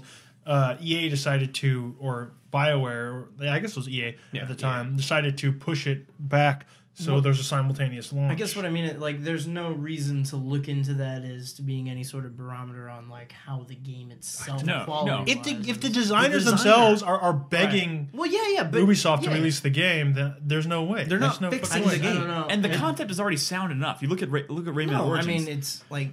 It's not an overly complicated game to begin with. Exactly, and here's the thing: if they're doing this, if they're doing this as in response to the poor Wii U sales, why not release the Wii U version now? Give the Wii U owners something to maybe that will convince them to buy a Wii U. Maybe someone loves Rayman and they'll go out and give Wii U owners something to play in the system, and then have that build up hype. You don't even have to do a huge push for it. Do a limited, push or like a limited release of the ports on the 360 and PS3 to gauge interest, and then don't spend a shit ton of money just mass producing those versions.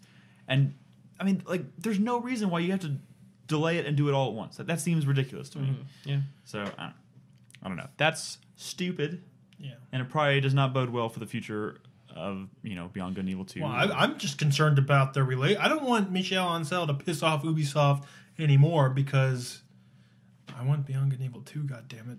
Yeah, who doesn't? And if he leaves, then the chance of that ever happening is completely gone. So, Brad, this last thing I have here involves Metal Gear Rising Revengeance. There was a comment made by Inaba.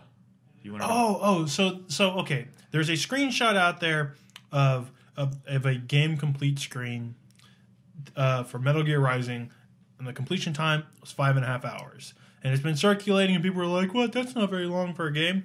Especially a Metal Gear game. Well, I mean, this is which is what you can't gauge it as. You got to gauge it as like a character action. That's probably that might be why people are kind of freaking out because. But the thing is, so Inaba, who's the producer over at Platinum Games, sort of like flipped his shit on Twitter, and they've all been translated. But basically, he's just sort of going down the line of like, okay, first of all, we don't calculate our time clock like other games do. And he explained just how different it is, and it's the same thing they did with Vanquish, because the same thing happened with Vanquish, where people were saying, looking at their time clocks, and like, oh, I beat this game in 5 hours, but when you actually got the game, you're like, well, no, it's not. This game's actually a lot longer than that, and it's because one, that time clock only counts like when you're when you're in the game, well, he said specifically, it doesn't count any of the cutscene time, which probably be pretty long in a fucking Metal Gear game. Doesn't count any of the cutscene time, and it doesn't count any deaths or retries. It only counts your successful completion run, your quickest successful completion run. So think about the demo. When you finish a battle in the demo, it gives you a battle time. That's how long the battle took. I assume it adds up all of those times. Is what it ends up being. Yeah, probably. I mean, I think that's what they did in Vanquish. As long as you don't die. That's what I'm saying. Well, if you die and you reload, it's not going to count everything you did since that. Yeah. So that makes sense that it's like 5.5 hours. That's a lot of combat spread out between probably add in 10, retries 15 hour game. Yeah. Add in cutscenes and retries, and you're probably looking more like 12 or 13 hours. And subsequent playthroughs, probably. I mean, especially with this type of game. Not to mention, is that a game complete screen from a developer? Possibly, who already knew how to play the game, intimately familiar with that game to the point where he could beat it really fast. I don't know. It doesn't matter. Where the screenshot people are from. freaking out for no reason. The game is not going to be that short. Which I'm sure. Character action games aren't that long in the first place. You could probably beat God of War 3 in that amount of time, but what is the reasoning behind calculating the time like that, though? Just to get a better score to do. Because of leaderboards and shit. Yeah, leaderboards. The combats have maybe the combats have like DMC or something. The better you do in combat, the higher score you get and stuff like that. So that's what it's all about. Yeah. I just thought it was interesting because usually you don't see the developer themselves sort of respond to this kind of shit usually before when a game releases. And it's just funny because the exact same thing happened with Vanquish. Mm-hmm. Very true. Okay, so that's the bulk of the news we're going to cover this week. So what I would like to do now is call in Carlos, if Chris Davis is watching on or listening. Why are we bringing in Carlos? Carlos is going to come in and fill us in on Aliens Colonial Marines, which is a game that is very controversial right now for a lot of reasons. We'll talk in depth about that. We may have to go get Carlos. Give me the bat. I'll his bow most out. anticipated game of the Ferrets. One of you can bow out on this segment. I mean, after Carlos finishes talking, I don't know if he wants to stick around or what, but yeah, we'll just wait. How you doing, guys? Good. Pretty good, actually. Yeah. I'm excited about some games. Carlos says he doesn't want to. What? Carlos, get your ass in here. Okay. Oh God. Oh God. Oh, Are they hugging? yeah. Carlos is sad. If you follow him on Twitter, you know he's not been a happy person. Carlos is a sad panda. Why is Carlos so sad? Sit down, Oh, Carlos. careful. You're up. Have a seat, brother. Hey, what's up? All right. Carlos, Yes. tell us about your history with aliens first. I've been a pretty big Aliens fan since I was about 8 or 9 years old when I saw the first movie. I mean, when I saw the second movie.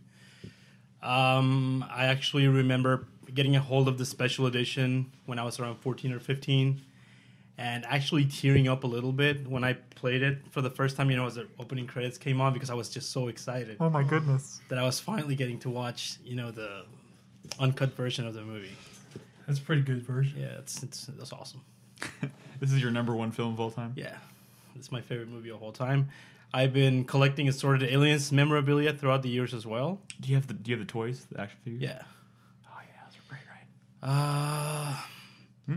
Yeah, well, I hope that proves to you how big of an Aliens fan I am. Well, you also are a big Aliens game fan, right? Yeah. Alien vs. Predator 1 and 2. Fantastic games. Did you play the Alien vs. Predator that came out a few years ago from Rebellion? Yeah. It's alright. It's alright. Yeah, see? Now that I can what's put... up? Now that I can... No. We Well, agree. I don't know if I should say this, but now that I can kind of put things into perspective, I am willing to say Now that... it's all right. It's alright. It's aight. when you back in- first played it, It was wasn't like, that all right. now it's alright. Okay. So you went and snagged a copy of Aliens Colonial Marines. So let me preface this by giving a little history of that game, because it's kind of... That game has been in development for years. Years. Chat says, "Oh God, this is sounding like an AA meeting. Aliens Anonymous." Yeah, it does. So Gearbox Studios has had this property for a while. They've been working on it for a long time with Sega. And that game kind of went quiet for a long time. Have they been working on it for a long time? Probably not. So I don't know. That game went off the It's radar like, for a long time. we're working on Aliens. Oh, this Borderlands thing is pretty great. Yeah, Aliens. We'll put that over here for a while. And then a few years ago, they kind of just like let it resurface at PAX, and they're like, "We're still working on it. That's great." And I saw it a few times behind closed doors at PAX and E3 and stuff, and those were very controlled demos. Let me just remind you that in the process of this whole, development fiasco behind Colonial Marines, the Obsidian RPG met its demise. Yes, and that looked really cool. Yep. Yeah. Really interesting. Fucking RPG. Here's the thing. So, Like Mass Effect. like, the thing is, But with bugs. the weird thing is, like, hearing people at Gearbox talk about this game, like, they were so... That's seemed- fucking Gearbox. It's Gearbox. They were all like, "Dude, Jacob Forever's gonna be the best." Gearbox was excited about everything. What is that? Yeah, Gearbox is like the guy that sells the ShamWow. Exactly. Gearbox, they just get excited about their games even though they know their shit. Isn't But Mikey the thing is, they're not ShamWow guy? always shit. He does look kind of like the ShamWow guy. They're not always shit. Yeah, Randy Borderlands Pitchford? is pretty good. No, Borderlands is great. Brothers in No, Arms, the other depending on who you ask, Brothers in Arms is a pretty respectable No, series. like the fucking first one. Okay. Not Hell's Highway. The thing is, like, Duke Nukem had a very was interesting because that was more of a, hey, we picked it up, we're going to finish it for someone who already fucked it up. Yeah. So we kind of expected that to be shit. We don't really, for the most part, we don't really blame it on Gearbox because it was already shit. I have no issue with Gearbox attempting to hype up Duke Nukem Forever, because I see it more than they were trying to be like, hey, it's finally coming out. Like, this is like a historical event. Yes. It's not so much of them speaking as the game being It may awesome. They also it's saved just, that game. It's just, hey, look, it's finally coming out. What's up? And it's because We of us. did the that unthinkable. It's because of us that you're playing it, which, Yeah, which whatever. And they were pretty honest by saying that they didn't develop most of it themselves. Unlike with Aliens Colonial Marines, from what I understand. Aliens Colonial Marines, on the other hand, has been something they've talked about being very passionate about, very invested in. They chalk this up to being the true sequel to Aliens, the movie. Oh, they did not say that. Yes, they did. The game was passionately outsourced. Passionately. So, before we talk about the controversy behind that, why don't we have have you finished the game? I haven't played it. What? I played 5 minutes of the story, but I played a lot of multiplayer. Carlos, why are you here? He played a lot of multiplayer. I played a lot of multiplayer. Wait, why are you not playing single player? Huh? Carlos? Because I'm going to play it right now. Oh, that's right. He's doing it after the show. I'm going to go in raw, dude. Well, how's the fucking multiplayer? Carlos, I want to strangle you to death right now. You've had it all day. What the fuck? Not only have I had it all day, I have 2 copies of the game. What? Because my collector's edition didn't come in time. But you did order the collector's edition? Yes. Oh, when he told me he redboxed it, he was just redboxing because he couldn't wait for his Amazon to arrive. So I went and redboxed it at midnight because UPS usually drops shit off at my house at like 6 or 7. Okay. Oh. So I thought maybe you had seen the reviews and you were like, I'm just going to cancel the pre-order. I don't know, man. I don't know what I'm going to do. Is the statue nice? Huh? Yeah, it's pretty cool. Oh. Well, at least you always have the statue, although that's not Ripley in the loader. Why have you been playing the multiplayer? Because if I don't play it now, I'll never have a chance to play it again. In a week, game's going to be dead. That's true. In a week. He's got a point. The sad thing is this game is going to sell. Yeah, because the makers of Borderlands, this game's going to be sweet. And it's like Borderlands with aliens. And there's been a surprising amount of advertising for, I've seen commercials on TV. Well, yeah, because Sega has said, they put out a statement sometime last year that's saying, we're going to stop doing new projects and we're going to focus on our 4 pillars. One of them was Sonic. One of them was like their Sports Manager series or whatever. Because when you're I don't know the third one, but the other one was Aliens. And I'm like, Aliens? Oh, yeah, I guess Colonial Marines, they're going to heavily market it. This was one of Sega's pillars. Of course it's heavily marketed. Did they know it was going to be shit? Their weakest pillar. God, that Obsidian game would have been... Okay, so all right, let me tell you what I've seen from multiplayer. Here's the thing. Now that I know you haven't played much of the single player, I feel like I have to go out and play the single player this week so we can talk about it next week. Why? Just finish Dead Space, man. I'm going to.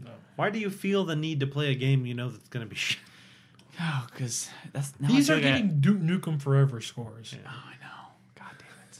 This is not maybe I'll discover something other people aren't. See, okay, I haven't played. I played like 5 or 10 minutes of the story just to kind of get a feel for it. Okay, but everyone's been saying that the multiplayer kind of stands out a little bit. Like it's the less shitty part. And I played the multiplayer, and I can tell you, it's plenty shitty. So just imagine. High hopes for the single player? Well, so can you talk about the multiplayer some? All right, so I played the multiplayer. I actually played some with Joseph in the morning, and I played about an hour and a half, 2 hours last night. You play as Marines fighting aliens, 4 versus 4. Except that aliens are really, really, really weak. Like, really weak. Like, you would not believe how weak they are. Like, I walked up as an alien behind a Marine, and I start clawing at his back. I get in like 5 or 6 swipes, and he just starts running away, turns around, and shoots me. Well, and I die. That's true to the lore, though, right? No, you should be able to kill dudes in like 1 hit. He's kidding. You should be savagely murdering everyone in that game. And before they even know you're there. There's no, like the old games, they had some really cool pathways for aliens. Like there was vents, there was holes in the ceiling, there couldn't go. There was holes in the floor. This one has. Okay, the multiplayer has 2 maps to begin with. Only 2 maps. What? Wait. What? It only has 2 maps. Wait. There was 1 map playable at PAX, which means that was 50% of the maps. Yes. That's what Joseph said when we played earlier. He was like, oh man, I haven't seen this map. And I told him, well, I guess you're done. Jesus. And these maps, they have none of these pathways. They have maybe 1 vent. And that's it. And when you play as an alien, it's in 3rd person, right? And when you walk into a vent, it changes into 1st person. And then when you walk out, it changes into 3rd person again. So you're like, I'm gonna sneak up on these people, and then the camera freaks out and you die. No, that should have been 1st person. Wasn't the Aliens vs Predator game? You're in 1st person the entire the whole right? game was. That was actually pretty cool. How does walking on the ceilings and stuff control? Because I know that's always been kind of shitty. You hold on the old games. You would just hold on a key, and it's as if every surface became a floor. Yeah, like you could just run in it and in it. No. There was even on ABP2, there was even an indicator to tell you which way was down. Yeah. So that you would never get lost. In this one, it doesn't really matter because you don't really never climb around a lot. Because as soon as you try to climb, your alien like flips out. Like you try to climb a wall, you maybe get off a couple feet off the ground, and then your alien starts spazzing out and like teleporting around and shit. And even when you're walking on the regular floor, you get stuck on everything. Okay, so I saw someone today had posted on Reddit about they're like, I just started playing Aliens today, and I got to I was 10 minutes in and check out my sweet new gun. And I click on the screenshot, and it's just a picture of his hand, like he's holding a gun, but there's nothing in his hand. Gun's completely not there at all. Yeah, this happened as I was playing as a Marine. I've seen a lot of glitches and stuff. As a Marine, you can in some multiplayer scenarios pick up a sentry gun and place it, and that gives you points if you place it in a certain location. Because then you're gonna completely block off. Man, I hate sounding like this game is. I hate talking about this game and making it sound cool. I don't want to. But you put the sentry gun down, and it's supposed to block off a hallway. Mm-hmm. So I go there and I'm placing my sentry gun, and it just disappears from my hand. And I'm like, what the fuck? And then there's the Marine next to me. He somehow stole it from me, and is now placing it and getting all the points. You're right. That does sound cool.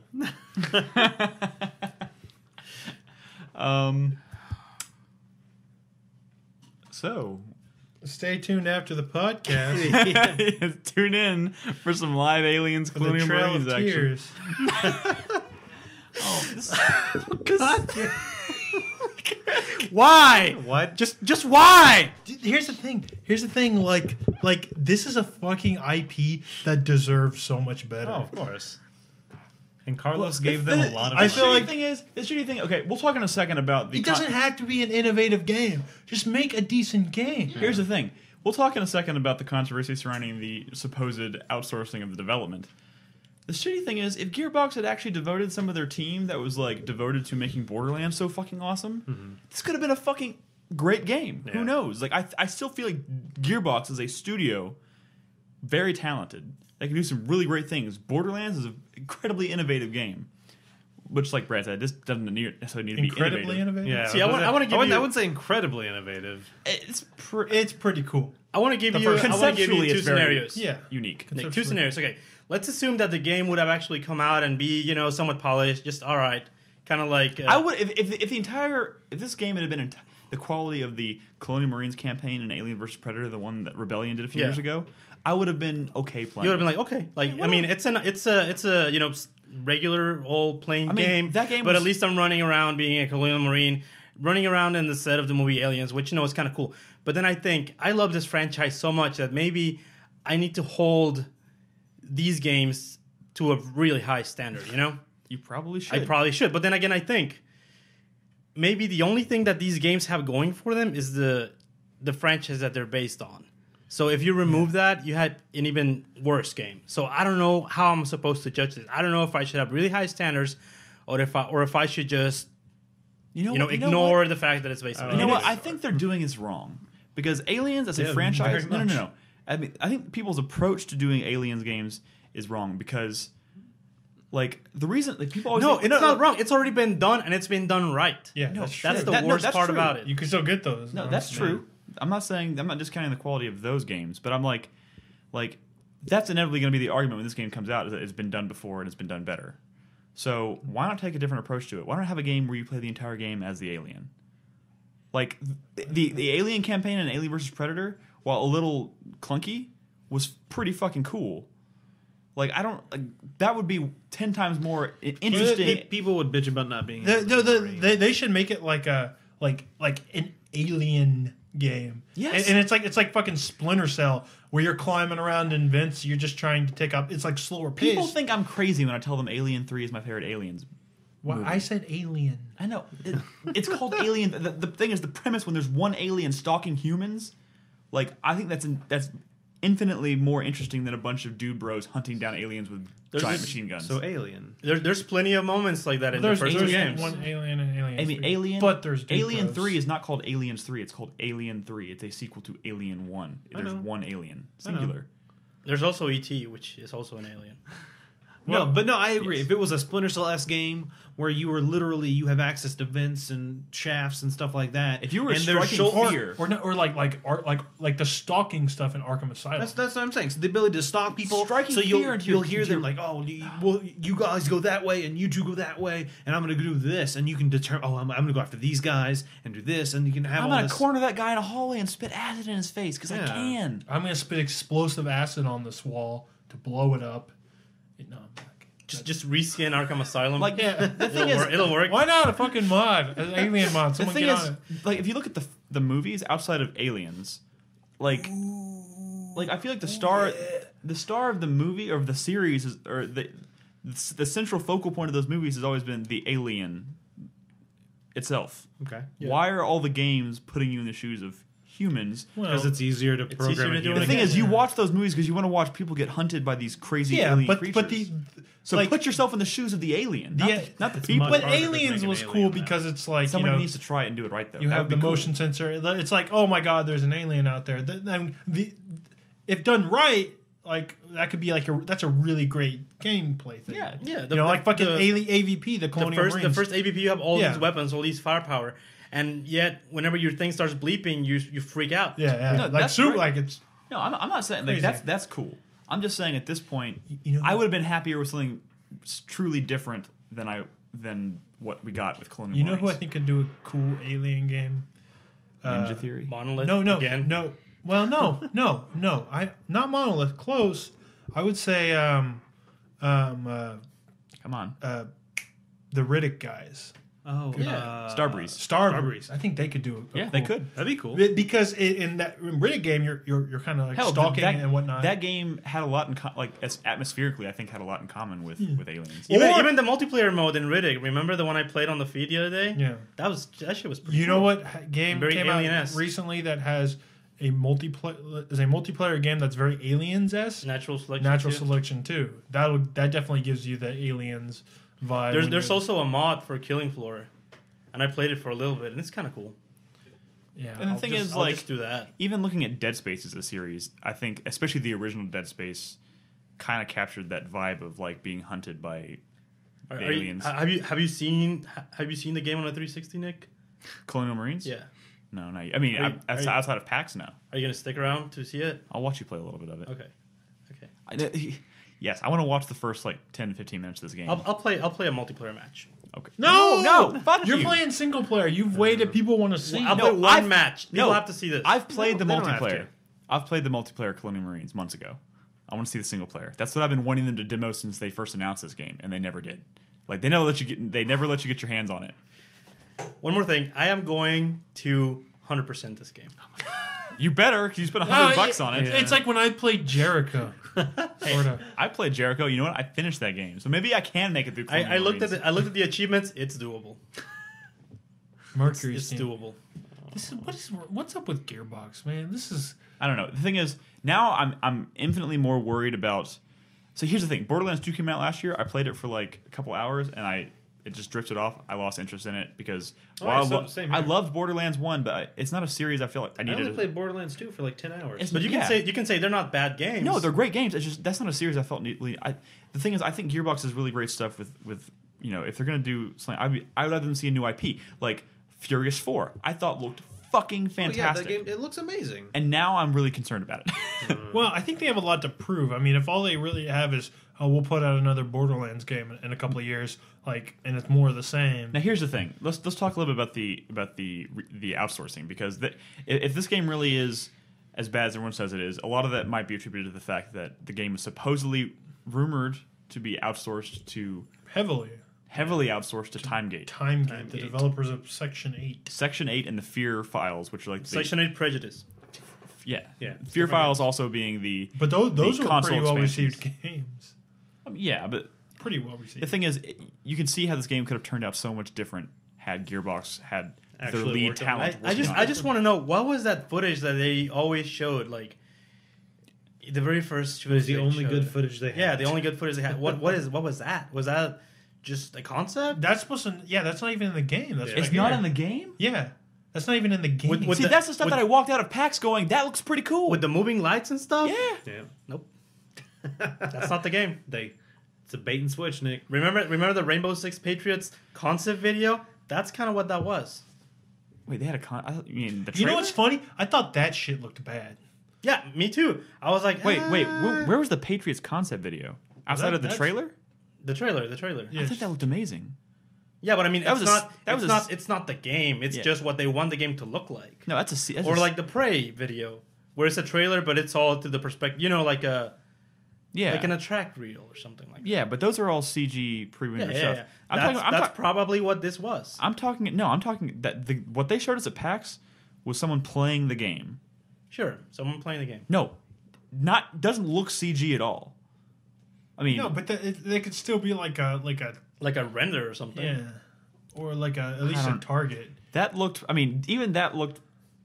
I don't know. Yeah, it's a 5-minute piece of gameplay that they worked on for a long time so that it would look awesome. That happens. I mean, think about the thing is, I wouldn't be surprised if that's think about the Rising Tech demo. The thing is, I wouldn't be surprised at all if that was the only part of the game that Gearbox actually worked on. Like they built that and they're like, okay, the tech demo was done by a different developer. Take this concept and run. Here's the thing. I think you're giving Gearbox too much credit. I think this is the whole thing of like, we have a hit on our hands. We're going to focus on that and pull our resources away, have all kinds of like management issues with like this product. I mean, you see this happen all the time.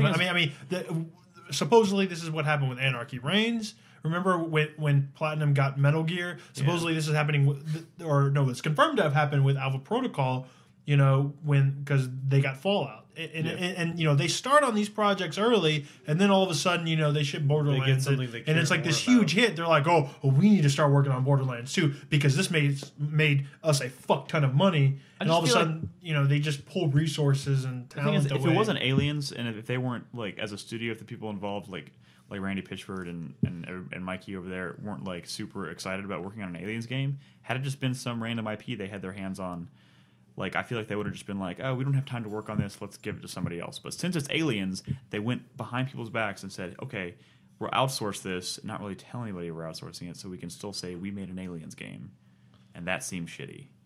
Yeah, it is. Really shitty. It is. So, whatever. Time Gate's all in Texas, same as Gearbox, So we'll move on. Where they live? Sugarland. Dallas. Wait, who are you talking about? Oh, Time Gate? Time Gate's in Sugarland. It's just southeast of Houston. They're actually in the old Dr. Pepper factory. Southwest of Houston. Southwest. Yeah, sorry. I'm not from Sugarland. I corrected myself before you did. Okay. Anywho, I kind of want to move on because now I actually want to watch Carlos play some Aliens. So if you're watching the show live over at 4pp.tv, be sure to tune in right after the show to watch Carlos play the single-player campaign of Aliens Colonial Marines. That's going to be interesting. So, with that said, we're going to take a quick break. We'll come back. We'll do last-minute community stuff. We'll answer a few viewer questions because we haven't done that in a few weeks. And then we'll wrap up, and we'll jump right into Aliens. So, stick with us.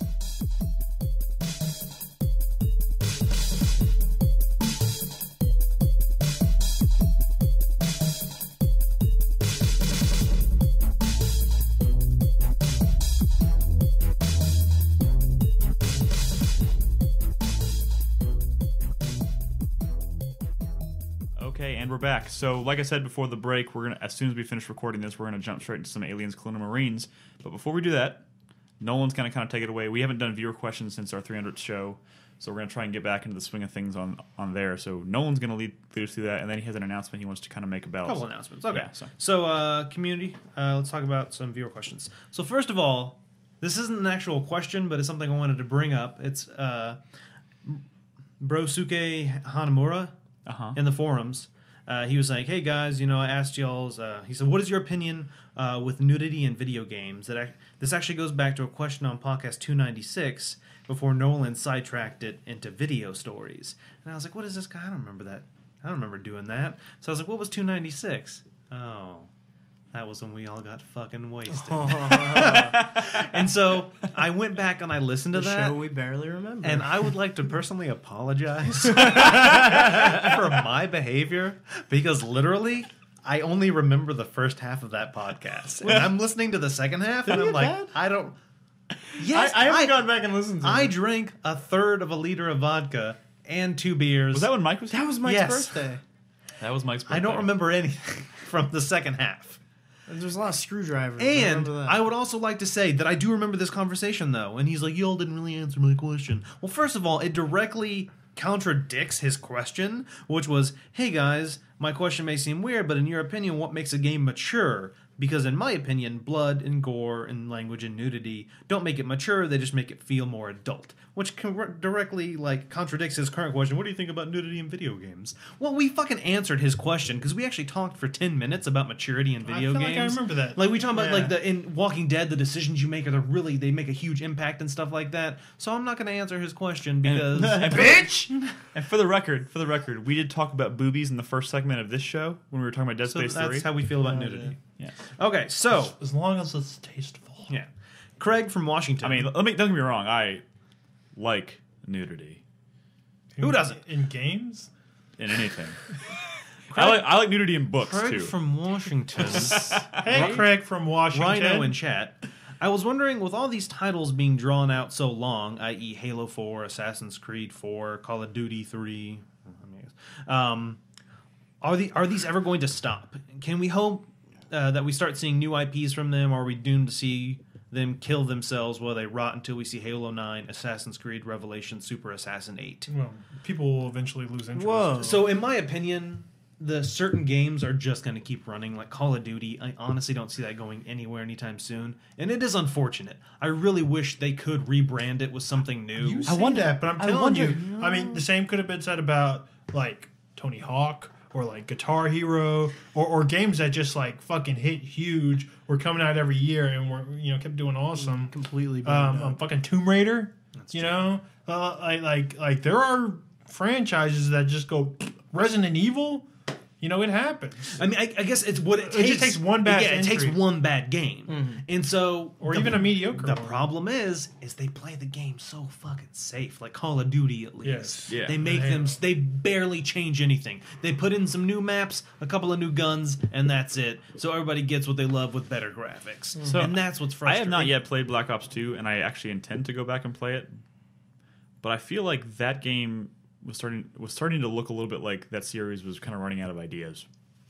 I don't know. I could be wrong. It still could be just as... No, they're definitely running out of ideas because there's not a whole lot left to do. It's a multiplayer game. It's like fucking Madden. No, but that's like how many ideas do you need to keep it? But that's what I'm saying is I would even be okay. Get rid of Call of Duty. Have some new, whatever you want to call it, super fun time war heroes. Whatever. Just rebrand the game.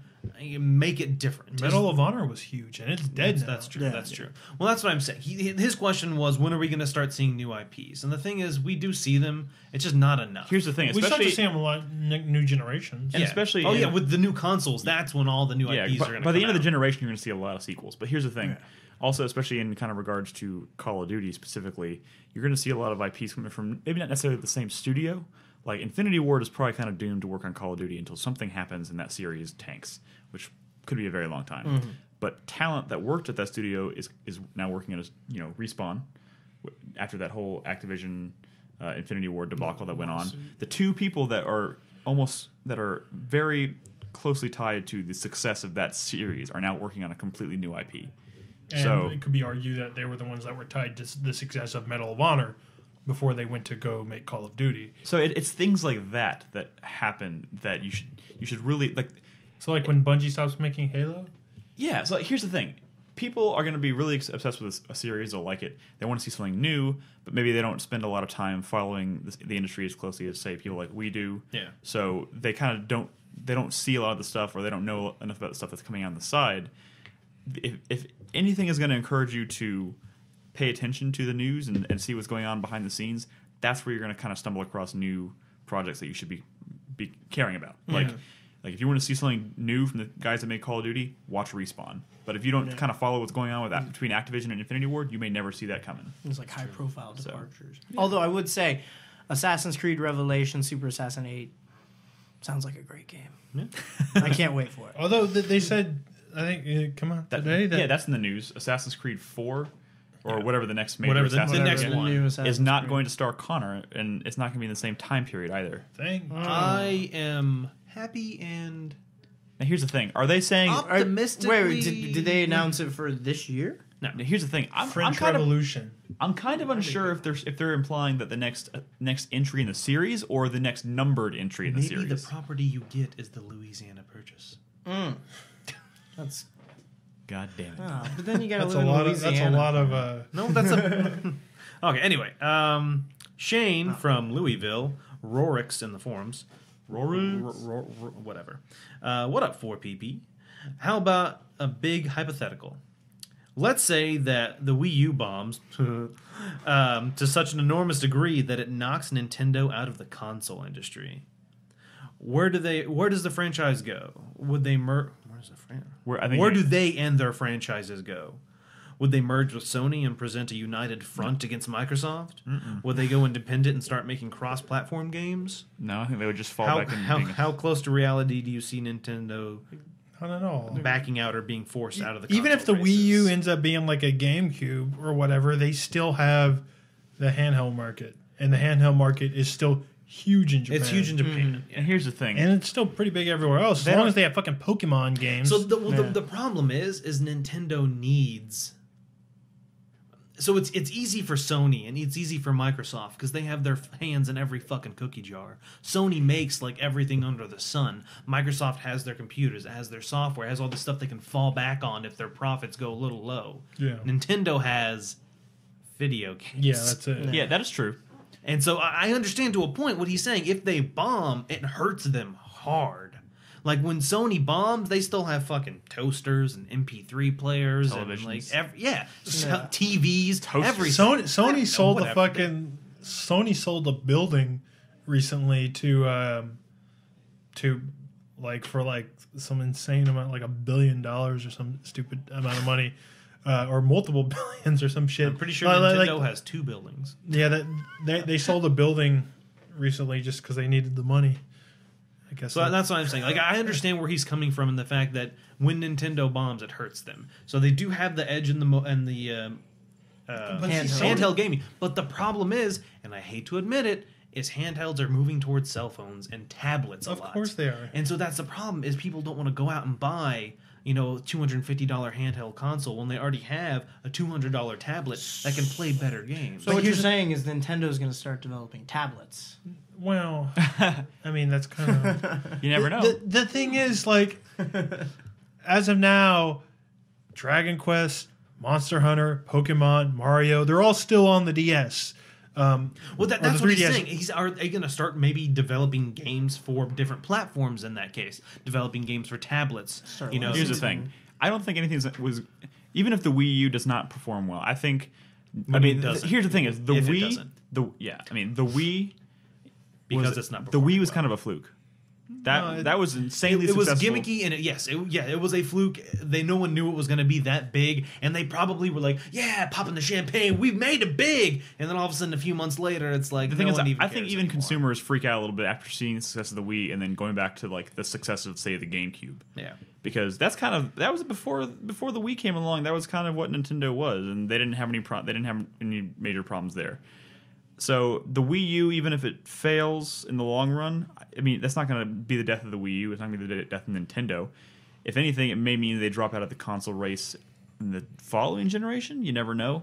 And if that was to happen, they would just be software developers. Nintendo is never going to go back to just making consoles like they used to. No. They're always going to be chasing this market that they created with the Wii. In fact, Xbox and Sony are still going to be going after that too. I think it's confirmed today that because it came out from some like developer of Move games that the PlayStation 4 is still going to support Move, and the rumors about which we never talked about. The craziest rumors is that all these Xbox rumors is that it's going to like ship with the fucking Kinect in the box. Well, yeah, and we already knew that was probably going to be it. It's like, but it actually be no, but I mean, but no, that's what the rumor is that it's required. A while back, that people were talking about that the new one, it's going to be a better Kinect, but yes, it's going to come. We didn't talk about that crazy rumor. That's what I was going to say. From Edge at all. There were some we didn't talk about. We can. I mean, we have. So let me just ask y'all: if an internet connection is required, and because games you can't play used games anymore, does that affect y'all's decision to buy the next Xbox? First of all, in a sense, it does with like arcade games. Don't you have to be connected to the internet to like? Yeah. So in that sense, but now for every main game, that's going to be with arcade games. If you have the license on the machine, you don't have to be connected to the internet. That's true. If there's a way around it. Yeah. I don't think they could do that though. Basically, no. No. We're not. The only way that this is true is if they made an agreement with Sony to basically destroy the used market in a single blow. I don't see that being out of the question. I see that being a very viable option. That is true, because if only one of them does that, the other one will win the conflict. That's what I've been saying for years, is the fact that... So with the Wii U? All it takes is one of them to not do it. Oh, shit. If they do that, the Wii U will be the only game that plays used games. Yeah. Except you don't want to... But it only plays, like, Wii U. You're not going to play The Witcher 3 on... Yeah, exactly. On the Wii so U. the thing is, yes, developers have been losing shit tons of money to used game sales for years, which, you know, the increase in game prices, you know, really expensive DLC because microtransactions, all this stuff. And that was my hopes, is, you know, maybe, yes, they will make, you know, no longer, you know, no more used games. That's just it. But maybe, you know, my hopes are games would be cheaper. Maybe $50 instead of $60, we could hope. And then, you know, you don't have to, because they're guaranteed that money now then. And then... Well, then people might just stop they're just fucking greedy. Buying games in general. Yeah.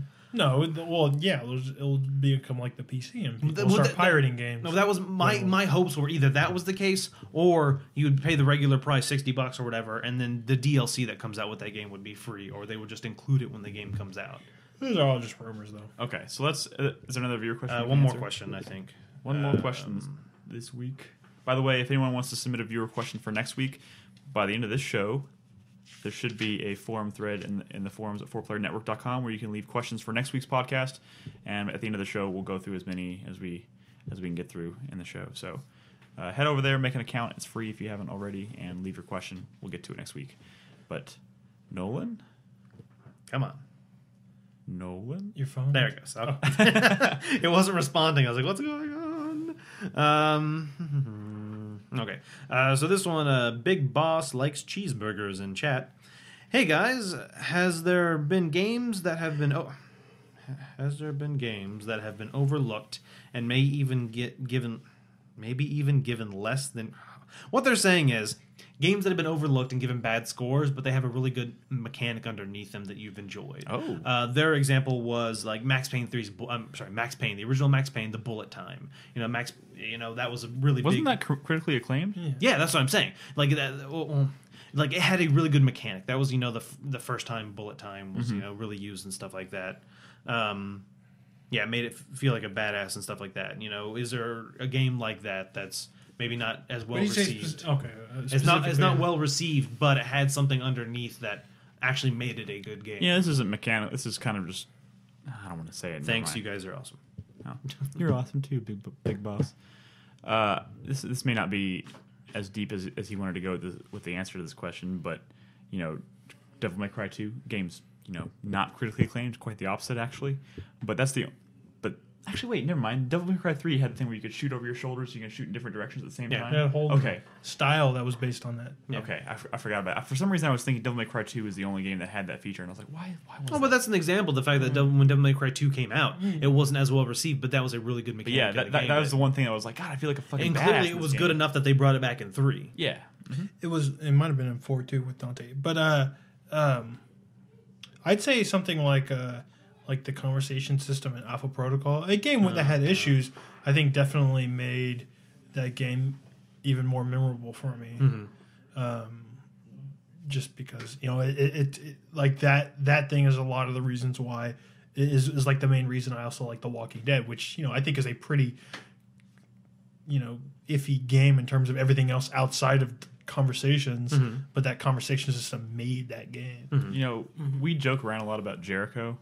But like conceptually, like, you know, it could be done way better than this. But the ability to kind of jump from character to character, and they all have different abilities and stuff. It may have been done before in another game that I'm not thinking of. But like that was kind of the core mechanic in that game, is that you could kind of possess the bodies of people in your special forces team, and they all have their own special abilities and stuff. And that was kind of cool.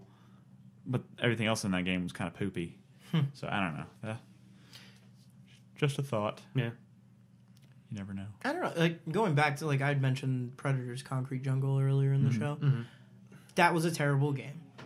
Straight up, that was a bad game. But when I first played it, like a lot of the little things you could do, like with the weapons, like the skinning of people and things like that. Like I like the tutorial mission. I enjoyed that. Mm-hmm. Like that was a lot of fun. And then I got into the game and. But it was just good enough to be like, oh my god, a Predator game could be really awesome if it was done well. Yeah. But I don't know. I'm sure there's plenty of examples out there. I'm probably just wrong. Probably. No, these are all... Nah, it's okay. So I wanted to say that after probably almost a year, been close to that, we are bringing back Chatter of the Week. In a way. Pardon? In a way, right? No, we're bringing it back. We used to, what it used to be was chatters would email David, and they would either email them with their top 5 games of all time, their shameful secret, and their greatest gaming achievement. So we're going to bring that back. Unfortunately, some of the old emails from the past are inaccessible. Unfortunately. So if you maybe in the past emailed... The thing is, we were so far behind in that anyways. Yeah. If you emailed your chatter for the week to David and it never got read, email it to me. I'm going to be reviving that to Nolan Hedstrom at 4playernetwork.com. Mm-hmm. You can I'll leave the link in the... You can find my email on the site as well. So you're... There'll be a note about it in the show notes as well. Your name, I guess where you're from. Tell us where you're from. We're always curious. Yeah, we'd like to know where our viewers are from. Your chat name, and then your top 5 games of all time, your greatest gaming achievement, and your shameful secret. Yeah, so whatever. And then we're bringing in also a new segment that is going to be Subscriber of the Week. It's going to be similar to Chatter of the Week, but how it's going to work, instead of Chatter of the Week for the week, 2 chatters are pitted against each other. I don't know if you were ever here when we did that. How it worked was I would take 2 chatters, and I would read both of their things, and then we would all choose which one we like best. I feel like the very based on nothing at all other than... I feel like the very, very first show I was on, we maybe did that, but I've never been around. And so we're going to have Subscriber of the Week, and that's going to be different in the sense that I'm going to just grab like a random number generator and randomly pick one of our current subscribers, and I'm going to email them probably like on Wednesday. So tomorrow I will be sending an email out to one of our subscribers. I'm going to make sure it's not one of our previous subscribers of the month or anything, and they're not going to get the double up on their benefits. But I'm going to be asking them. Wait, why not? I think if you're a subscriber of the month, you could still be a subscriber. Well, there you go. Because of Brad, so Mr. Oblivion, like executive decisions are being Mr. made. Oblivion and Reborn Revolution, you're back in. I'm just saying, I want to know what Mr. Oblivion's top 5 games are. It's a randomly number generated things. Anyway, so okay, but we're gonna ask them a couple of different questions. I'm not gonna tell you what those are now, but you'll find out next week. So next week, hopefully, some chatters have sent me that information, and I will be emailing out a random subscriber to be a subscriber of the week. So be sure to tune in next week for those. And subscriber of the month. There will only be 12 subscribers in a month in a year. But we do a podcast every week, so that means you have plenty of opportunities to become probably about 50. Subscriber. Yeah, so you'll have plenty of opportunities to become subscriber of the week. I know there's 52 weeks in a year, but we don't do a podcast every week. There's a couple of weeks we don't. Yeah, that is true. Actually, I think we do one every week. Well, we do, but I mean, some of them are special, and we don't always do the regular thing. When we go out of town, we do more. We might do like 48 regular shows or something. Well, I'm talking about regular shows. Okay. Anywho, before we wrap up and do the 4-player minute, I just want to briefly say to watch us live every night at 4playernetwork.com, or you can watch us live at 4pp.tv. The website is 4playernetwork.com. Check us out. You can find details on how to subscribe on our live page at 4pp.tv. It's in the right-hand corner directly above the live window. You can click on that. If you're watching us live right now, you can see it in the top. I don't know where I am. Top right. Other news, Reborn Revolution is our current subscriber of the month. Yep. If you watched last month, we had our subscriber of the month was Mr. Oblivion. Mm-hmm. And he chose a game for us to play last month, which was Phantom Dust, a personal favorite of Brad's. Him, Nolan, Joseph, and Mr. Oblivion himself got on Skype to record a podcast centered around Phantom Dust. Yep. That podcast is now live on the site at 4playernetwork.com. So if you're interested in Phantom Dust, if you want to see what being a subscriber of the month is like, check it out. He was pretty excited to be on the show. So, and we'll be doing that once a month. So Reborn Revolution is this month's subscriber of the month, and she has chosen... Which one was it? Crash Bandicoot Warped. Crash Bandicoot is the third Bandicoot. Yes, which is, I believe is cheap right now. So it is available on PSN for $5.99. Mm-hmm. So pretty cheap. You can get a hold of So if you kind of want to play along with us, we'll be broadcasting it periodically throughout the month, and we'll record a podcast at the end of the month about that game as well. So check that out. Yeah, definitely. And wait, one more thing. This Friday night at 11 p.m. Central Time, Your Way Bratcher Day. That's right, we're doing it every week, guys. This Your Way Bratcher Day. Someone can please link the poll in chat. It'll be in the show notes as well. It'll be in the show notes. This is an interesting one. Yeah, you're just gonna have to click the. It's the 8 games from the Legacy of Kain series pitted up against Old Tomb Raider and Fire Emblem 3DS, which I can broadcast, and because I had already done that, and The Witcher 1, which The Witcher 1 I think is in the lead right now. I think it is, yeah. Last time I checked, it was. And I think it's because of your comment. Yeah, because of my comment. So anyway, just go vote. Yeah, go vote. It's a close one. My comment was lol. Just let them vote. All right, just go vote. But yeah, it's a close one. It's really close, actually. Yeah, so if you downloaded the show, click on it. Then links in the show notes. No one has a link to that, by the way. That's why we need a widget, because every time I tell somebody in chat to post the poll, they're just like, yeah. Just so you know, post it? We are moving into phase 2. Yeah. We launched a new website back in October. But we are moving into phase 2 of that. So as you can tell, in the first phase, we had a lot of new ideas and stuff going into the website. We have a lot more new features that we're going to be adding in the coming months. So we're really excited. Witcher 1 is ahead of Old Tomb Raider by 1 vote. Go vote, guys. You'll make the difference. Yeah. So yeah, like you said, Your Way Bratcher Day is 11 p.m. Central Time on Friday night. So check that out and go vote if you can.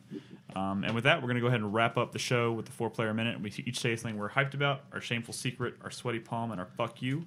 I'll go first. Brad is going to go first. What is the 4-player minute? Shut up. All right. Now you're just fucking... Here, this is easy because they're all focused around the same thing, and that is whatever this new Legacy of Kain is going to be. It's my sweat because I'm worried. I'm worried because while, Blood Omen was kind of like a dark, fucked up Link to the Past, and Soul Reaver was like this really cool, ambitious Metroidvania.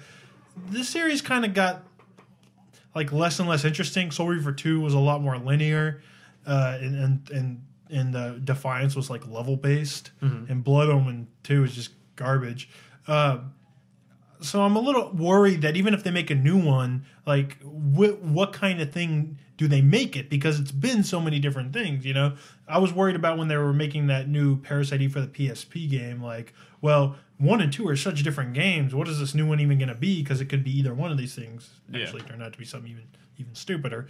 But so that's my sweat. My shameful secret is that I haven't actually finished a lot of the games in this series. In fact, I think the only one I actually finished was the original Soul Reaver. So, but I plan on playing these, playing through the whole series soon. I'm already about halfway through Soul Reaver 1, and I plan to play the rest of the series. So, of course, my hype is this new Legacy of Kain game, whatever it is. War for Nosgoth. That I don't know. I'm worried that they might turn into like some God of War clone. Well, I don't know. I mean, Cory Barlog's rumored to be working on it. He made God of War 2. I don't know what it could be. I just hope it's not. I don't know. And my fuck you goes to Square Enix if they fuck this up. It's a if they fuck this tentative up. fuck you. A tentative fuck you. All right. And just fuck you to Crystal Dynamics and IDOS in general for putting it on the back burner for so long. It's been 10 years since Defiance. It's a long time. All right, Nolan, care to go next? Brad's 4-player minute was 2 minutes long. Were you timing these now? I stole the 4-player minute idea from a podcast I used to listen to a long-ass time ago where they did something similar, and the joke was that even though it was called the something minute, it was way longer than a minute. And our things are actually way shorter than their minute. So, bitch. The spirit was that it's actually, while called a minute, actually lasts longer than a minute, to be fair. I think the average would be 1.5. What? All right, my 4-player minute. My hype. I am hyped about Metal Gear Rising. Oh my god. I've been playing through all the Metal Gear games. I'm getting super pumped to play it. I'm glad that Raiden's no longer going to be a little wimp. And he's going to be a badass. I'm excited for it. We managed to avoid drowning, guys. We can go all the way. My shame. Was that what? Is that a reference to Metal Gear Solid 2? Yes. Okay. Anyway, my shame is the fact that I've been playing Metal Gear Solid 3 on no kills, no alerts. So I honestly probably could have finished it much sooner if I had not been doing that. But I am going to fix it on Metal Gear Solid 4. I'm going to not worry about alerts and kills and stuff like that. I'll just go through the game. My sweat. What was my sweat? I'm worried about. I don't remember. I'm not really sweating right now. Rising. See, originally I'm worried. I don't know. What I are you don't worried know. about? Originally I was. I don't know. But after I played Freaking out, man. I played the demo a couple of times, and the demo really got me pumped because I got really used to like the parrying and the countering moves, and I got really good at it, and it felt really good to me. So I mean, I Did you do the slide kick? The slide kick is the best thing. Where you did. There's a slide kick. Are you fucking kidding me? What the fuck? I'm so hyped for this game. No. The dashing triangle move. He'll like slide and like he'll kick out the feet of the person. Like a gecko or a person? No, of like he'll like slide kick. He'll kick out the feet of like the dude, and then you literally are slicing him in bits as you're sliding underneath him. Oh my god! I'm so excited for this game. It's pretty sick. How do you do that? You do the dash into triangle Oh god! while you're running. Goddamn. How have I not I'm still. done that I yet? guess in the back of my mind, I'm still slightly worried just because I don't know where they're gonna go with it. But I'm still hyped for this game. I hope it lives. We'll up to find my out next week. expectations. And my fuck you is going to go to Gearbox, and then I also guess the Time Gate for lying about this game. They Potentially. essentially- I think it's a rumor right I mean, now. no, well, not okay. Well, not disregarding Time Gate. Just for the whole fucking bait and switch they did with this game of how much they said and how much they hyped it up and it ended up being just like a piece of shit. At least what Activision is showing of the new Walking Dead game, we can see that it's a piece of shit. They marketed and they showed Alien Colonial Marines like it was going to be a good game. That is Well, I true. mean, yeah. Hey, hold your judgment until after the show. When we watch Also, I Carlos would play like to it. note that we already have our first Chatter for the Week submission about a minute after I did that announcement. Brilliant. Keep them coming. Make sure that you put Chatter for the Week in the subject line. Yes, I'll leave that in the show notes. Or as well. chatter of the week. Those words in That's what any I said, order. Chatter of the Week. Chatter for the week. Chatter of the Week. Okay. If you put 4, you will not be considered. We will not be accepting number 4. Okay. My hype is also for Metal Gear Rising. I've been playing the demo like over and over and over again, and I still keep finding new things like the whole slide kick thing. There's way more moves than you even realize. There's Yeah. a trailer out there that are just of a dude just playing that thing like crazy, showing off all the moves. It's insane. So excited.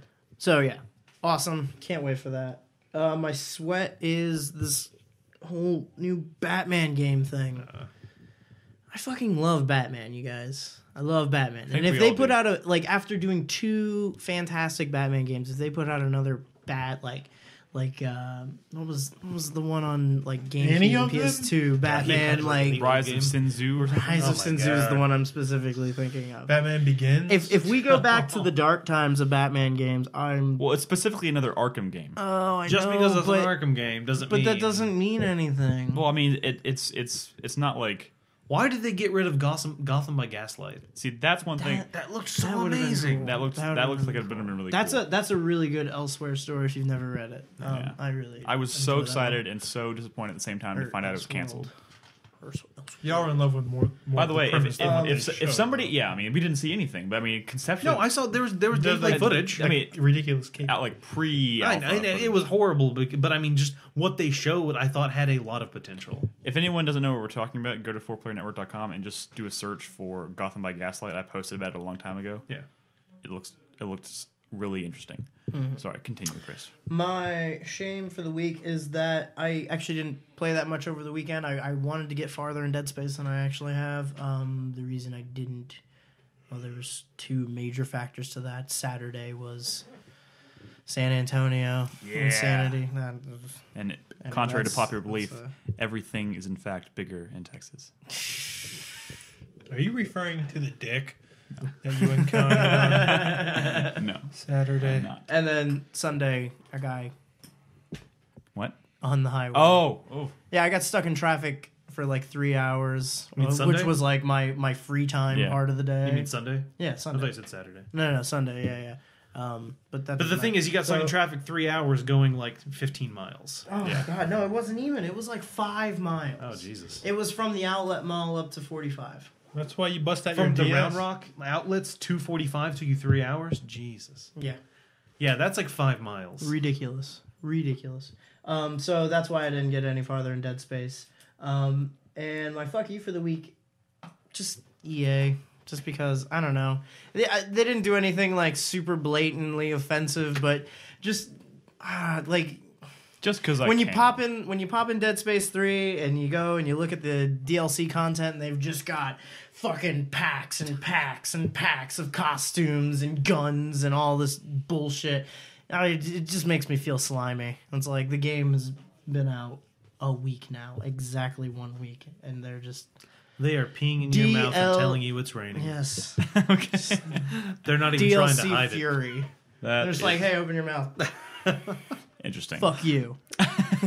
All right. Thank you, Chris. By the way, I'll start mine off by saying, bravo, Chris. Saturday went fantastically. He fully embraced the darkness and went fucking insane at the show. Dude, I saw some things. It was awesome. Fantastic. So thank you, Chris, for going. That was pretty fun. That was cool. High five, bro. High five. You went metal for a night. That's all I care about. Okay. My hype is now Fire Emblem Awakening. I want to play that game real bad. I want that game in my hands, and I want that in a new DS. So I'm super excited to be picking that up sometime if it ever, is available to purchase. Maybe. My shame also has to do with why I haven't gotten farther in Dead Space 3. In my what you been doing, Nick?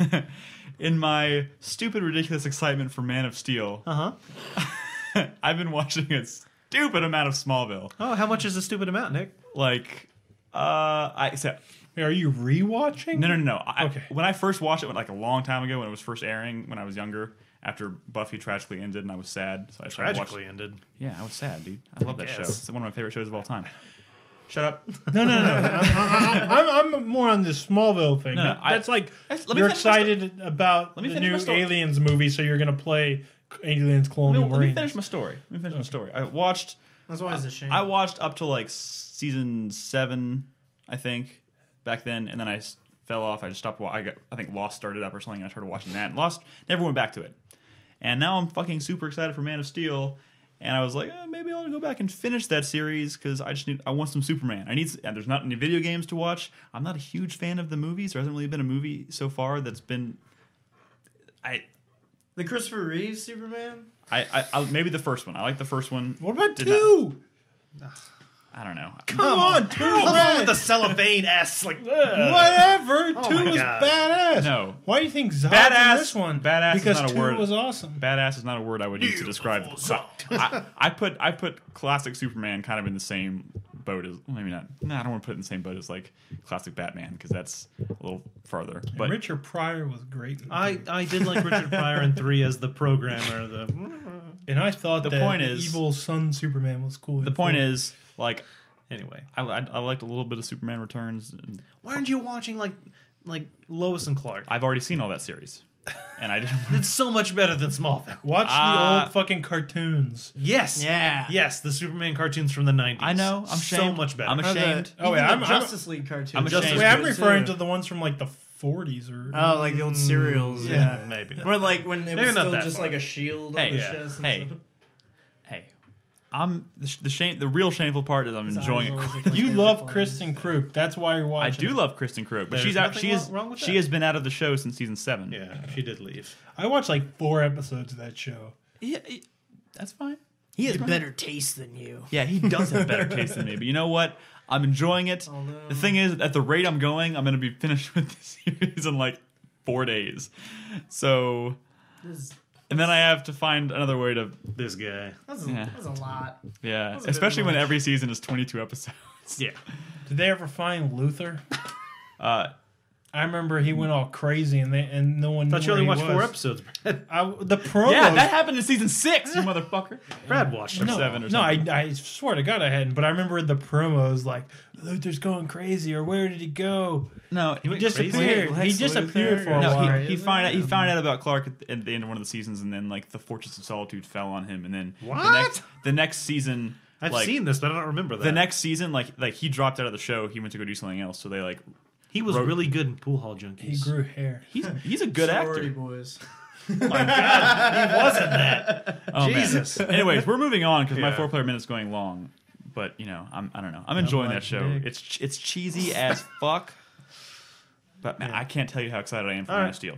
My sweat is Crisis 3, just primarily because I love 1 and 2, and if it really is like a 5-hour campaign, Kind of poopy. I mean, if it's a good 5-hour campaign, it's good. It'll look but beautiful though for 5 hours. yeah, the thing is, I played Dead Space 3 for like 5 hours on Sunday, which means I could finish this in one sitting, which would suck. And fuck Gearbox, which you know why. Touche. So with that said, we're gonna go ahead and wrap up. Thanks everybody for listening.